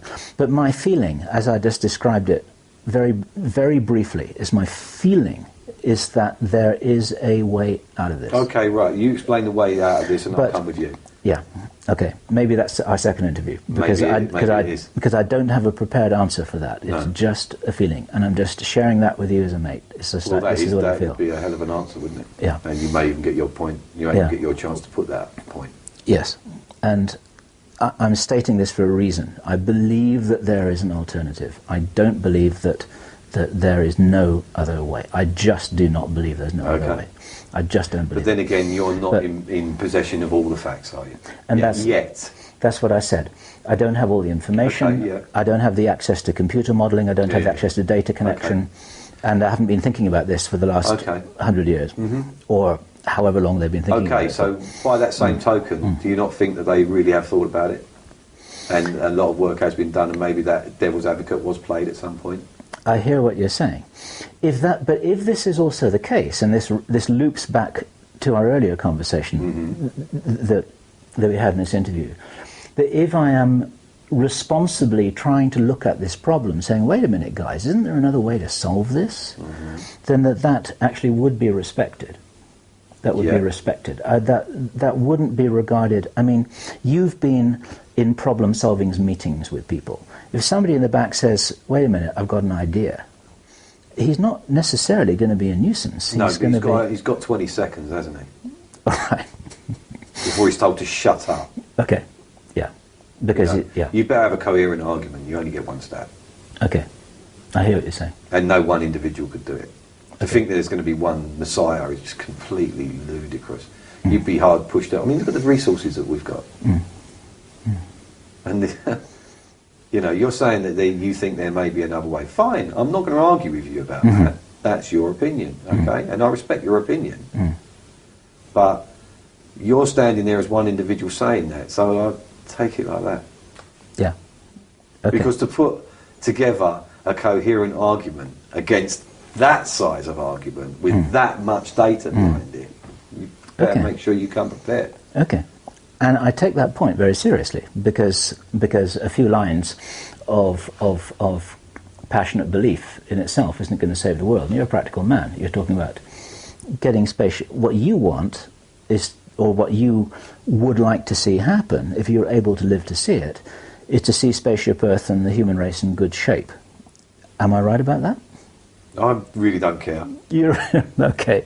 You really, but you do care a little bit, No, I don't you? don't, no. You don't? No. All right. Okay. Okay. You just want to see that guy in the back of the room be heard for 20 seconds. Yeah. Well, thank you for that. Okay. That's exactly right. Okay, I got it. All right, I got that.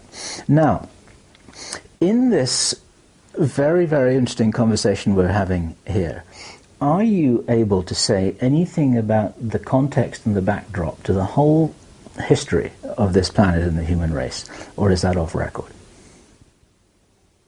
I'm not talking about the detail, I'm talking about the generality of it. I've seen documented evidence, and I've been shown things. I've been told things about the pyramids that just make sense. They just make sense. Yeah. And I know that people like Arthur C. Clarke knew things, but they again had weaknesses. Yes. That put them in his case, Sri Lanka. Yes. Out of reach. You know, go and read his books. I'm sure you have. Yes. You know, the guy is more or less responsible for the satellites that we Yes. use today, and the idea behind them. You know, this is a genius. Well, he wasn't really. He just knew some stuff. He was present at things. And until they go and until they go back to the moon and put that in a capsule and bring it back, that to me would be quite something. If they bring that piece back, then okay, I might jump on the bandwagon with everybody else on that one. But yeah, you know, I've seen some stuff, and I've had stuff to explain to me, which does make a hell of a lot of sense. Yes. Okay. Now here. You see what I'm saying, don't you? Yes, I do. Yeah. Now, what the big picture is here, which we haven't actually talked about between us, is extraterrestrial involvement. You've got to be very careful about that. Oh, just put the question bluntly, you know, most people, all the alternative media and a lot of people now, I mean, just look, go back to the 50s, right? If you ask the ordinary man in the street in Walthamstow in England whether he believes in aliens, he'd laugh his head off and go and get some pie and mash. If you ask him today, he may well say, yeah, there has got to be something, because he's educated, knows that vast the universe. And he's being conditioned by Hollywood movies and television series. Yeah, okay. Which is all part of what I mean, we are being prepared to come to terms with this. Yeah. But not for the reasons you think. For what reasons? They're going to have nothing to do with us. They're there. If you, all right, the okay. ETs are going to have... This Right. call a spade a spade. Yeah, they exist. There is no conjecture. They do. Yeah, there is stuff. But you know what? That's no big surprise to 50% of people, shall we say. Right.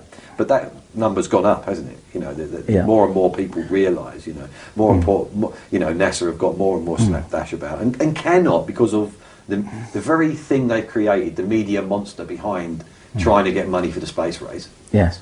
Is still there from the 60s. Yes. And people, there is a lot of people that are very interested in it. And so because of that, cameras are on the shuttle. And because of the internet and various people that are clever with the internet, Mr. McKinnon, people like that, who I know very well. Do you know Gary McKinnon?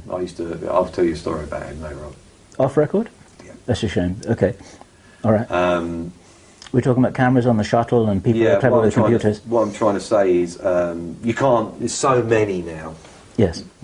You can't keep your lid on everything. You're saying it's impossible to hide the reality. And there's a certain piece of video that is quite prevalent on the internet, of a circular thing rolling behind a tether. Yes, I know that one. That's factual. Yes. A couple of miles across, but it's not a ship, and things aren't what you think they are out there. You should regard space more as an ocean. Okay. Yeah? We've got no right to turn around and say intelligent or unintelligent, you know, because then what you're doing, you're comparing things to your intellect, aren't you? Okay. And how can you compare that to a human? Are you stating this as a fact? Absolutely. A fact. And what you're talking about here is you're talking about large living beings, like big kind of... And small. And small living beings. Look at it this way, if you've got a shark swimming through the ocean, he's got fish swimming all around him most of the time, picking up morsels, servicing him, and he doesn't eat them. They go right in his mouth. Yes. And come out. You know, that's a natural thing, yeah? Yeah. Is it so far-fetched for you to understand that that could be the situation out there? Okay. But at the same time, there are some what we could regard as metallic craft, things that you could call spacecraft, Right. as well. Yeah. Right. But tell you what, I've got an axe to grind here, so let me grind my axe. Right? You do that. Okay, so here you are. You're an alien. Yeah, you're on the other side of the universe, right? For instance, yeah, you're in Orion. Yeah, you're that far away. Yeah, you're in your ship and you're flying all the way here, and you cross intergalactic space in a fantastic piece of machinery. Yeah, and you get in, and then you crash in Nevada. Right. Rubbish. Okay. Rubbish. You're shot down. Okay. That's what happened to you. Yes. Because you didn't think that there was any kind of particle weapon or kinetic weapon that could do that. Yes. Well, you wasn't prepared because it was the first time you came. Yes. That was... It was got something to do with radar, wasn't it? They discovered that radar would actually do this. Yeah. Am I right? Well, it was quite an aggressive... It wasn't an accident. Okay. I've got you. So you're saying that the so-called crashes weren't crashes, they're actually offensive actions which And were I discovered... ask you to understand that because you don't cross intergalactic space and then crash in Nevada, do you? I understand that. You see, that's my axe there, so sorry, go on. I've got you, that's fine.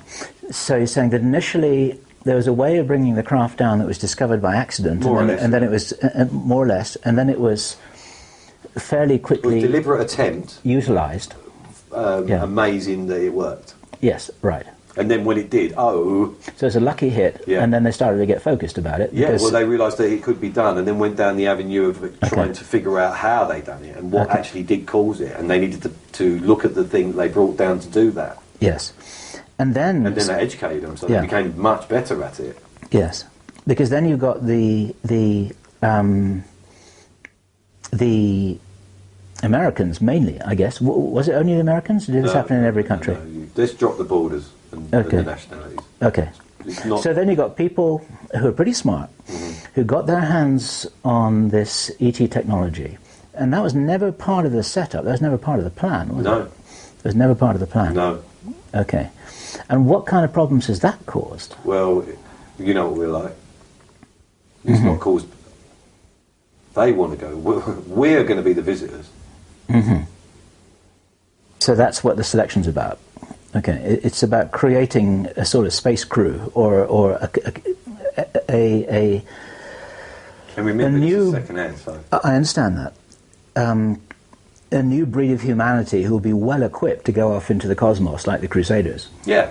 Yeah, like the Crusaders. Like the Crusaders, and it's like it's like you've got the spirit of the Crusaders, and you give them extraterrestrial technology to move with. There you go. And then...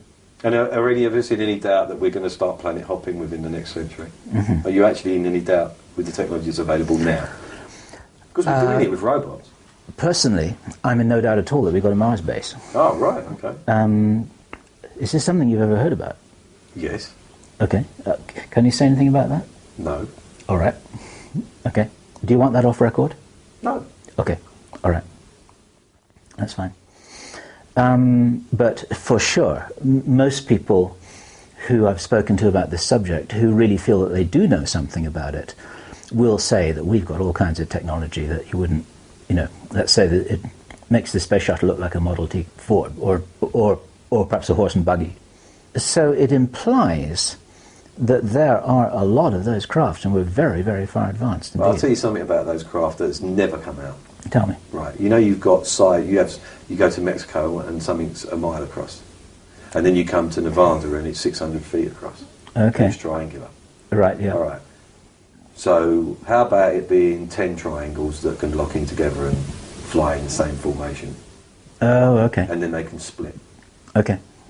So they fit together like bricks? Yeah. Or like pieces? And can do that in motion. Okay. Is this and these are our craft you're talking about?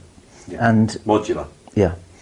And you're telling... So you can see how easy that would be to confuse every individual, because one day it's a star and the next day it's a triangle. Okay. And then it can split up and go in all different directions.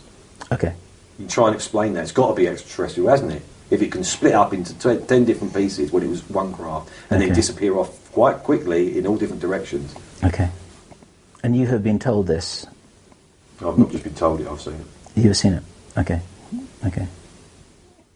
Technology is hundreds of years further forward than it is. Yes. And And not just technology. You've got to understand, if you go back to, let's say everyone loves it, let's go back to the Pyramids age, right? If you were in power at that point, and you knew about electricity, and the man in the street at that point, who was lugging stones around for you, can you imagine how much more powerful you are than him? Mm. Look at what you've learned in the last couple of months and how it's changed your view on things. Right. Right? Point taken. Yeah. So times that by 1 million, yes, and then put 5,000 years in the spin. Yes. So it's not a case of how many years technology is ahead of you. It's a case of how many years. How can I put that into words? I know what you're saying. Yeah, sure. Yeah, yes, I do. And you're saying that some of these crumbs have fallen off the table into the public sector, like onto Apple. Yeah. But a lot of it is kept behind the curtain for use of the insiders with their own programs. Yeah. Okay. And to keep the jump on everyone else, you can't tell them what you're doing. Yes. But when you've got to a point where you don't need to be doing that anymore, and it could make you an awful lot of money for what you want to do, yes, and further your endeavours, then you can let those crumbs out, can't you? Okay. Yes. Okay.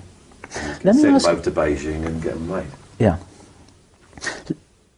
Let me ask you a question about this that I've been meaning to ask you for a while, and I haven't asked this question to you yet, and that is that, is it possible that there are sectors, say, of American military private enterprise, what Eisenhower called the military-industrial complex, that are working on things and know things and have control of things that the 33 aren't party to? Is it possible that there are things that they're not party to?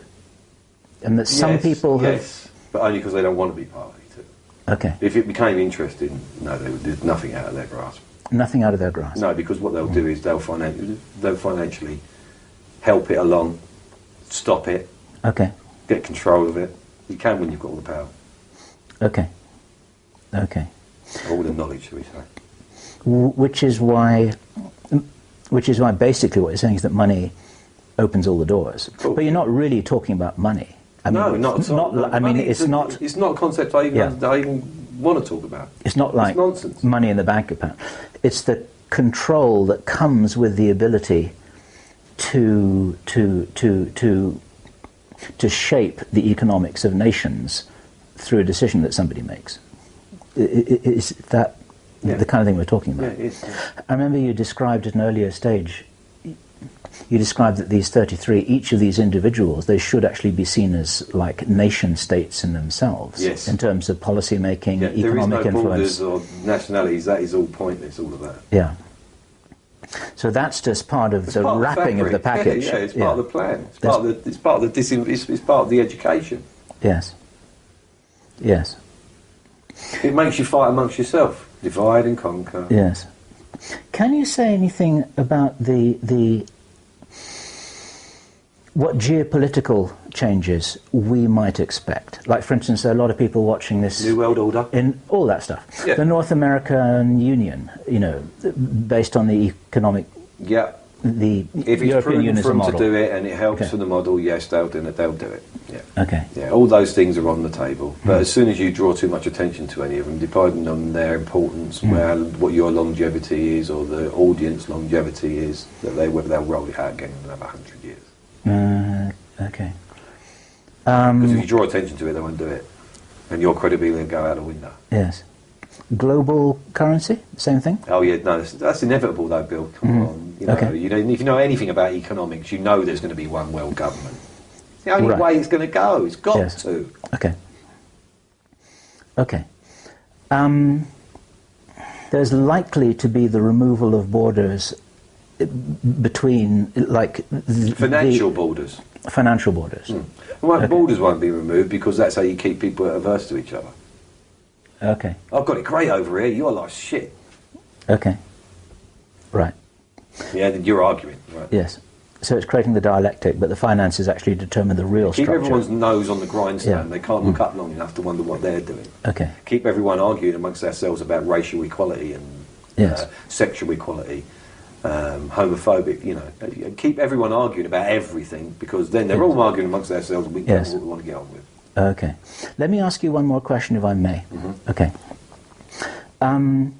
Is it going to be convenient to set up a false flag operation to depict the ETs as being enemies? It's on the table, they're going to do it. That's on the table, Yeah, they're they going will to do that. That's what the craft are for, that's what the modular things are for. And it's already started. Okay. Do you know, is this date forecast No, at all? no dates. No dates. No Time dates. to get off of that. Just- Never is. Okay. When people start amassing an opinion Mhm. and it reaches a crescendo, Mhm. that's when it will start. Okay. Okay. So you're asking me how long does it take the world's population to start getting worried about that? Okay. It sounds then as if there would be a strategy to start informing people about the ET reality pretty quickly. Now, I presume this is kind of underway. I mean... 4th of July. What's V? Yeah, all of that, yeah. Independence Day. The event. Yeah. Sorry, Independence Day, I meant. Yeah, okay. And so on and so on. Terminator, Right. whatever you like. But are we ever going to get Obama holding a press conference saying, okay, guys, Not we need to him. square with you? But someone will. Somebody will. Yeah. Do you know anything about that at all? No, because it's not there yet, is it? It's not there yet. There's a drip happening, and Yep. the bucket, you're asking me how long that bucket's going to take to fill, but the drip might slow up or speed up, Yeah. you know, so that makes my guess wrong. I wondered if any decision had been made about that, but you're saying it's just a general direction. They're going in a general direction. Yeah. And meanwhile, Okay. technology's coming on, it's getting better, Yes. Yes. more convincing, Okay. so there's no hurry. Okay. Interesting. Meanwhile, make education suffer a little, so people are a little bit more dense than they have been. And additives in food, additives in the water. That's a whole nother. That's a whole nother. That's a whole Yes. nother video. That's something I know quite a lot about. Yes. If you know my diet. Yes. Yes. Yes, you kept yourself in good shape because you needed to. I understand that. So, pressing the pause button here, and I know that there's some matters here that you need to attend to, and this has been a longer interview than I'd anticipated. I want to thank you for that very much. And it sounds as if there's quite a lot of material that we haven't yet had the opportunity to cover. I would like to ask you to consider the possibility of doing another one if neither of us get into serious trouble after doing this one. Okay, if neither of us get into serious trouble for doing this one, I'll shake your hand on it. That's for good. So, I've got to remember to call you Charles. Charles makes it sound very respectable. Okay. So we've got to try and do something. I do like to here. Sound respectable. Okay. So thank you. Really thank you. You're welcome. Those of you who've been watching this right through to the end here, you will appreciate that we've covered ground. Some things here have never been discussed anywhere, I don't believe, in the media. It hasn't been permitted. We've got a kind of experiment in progress here because both Charles and myself are going to be interested to see what happens over the next few days and weeks after this is released. By the time you see this, it will have been edited appropriately, but probably not an awful lot. We're going to take out some little bit of off-record conversation we had, off-record clarification, as is normal journalistic practice, and then I have promised that I will run this past him, past you for your approval, and if you're seeing this now, it means that you've given it the nod. And then after that, as they say, we're letting it roll.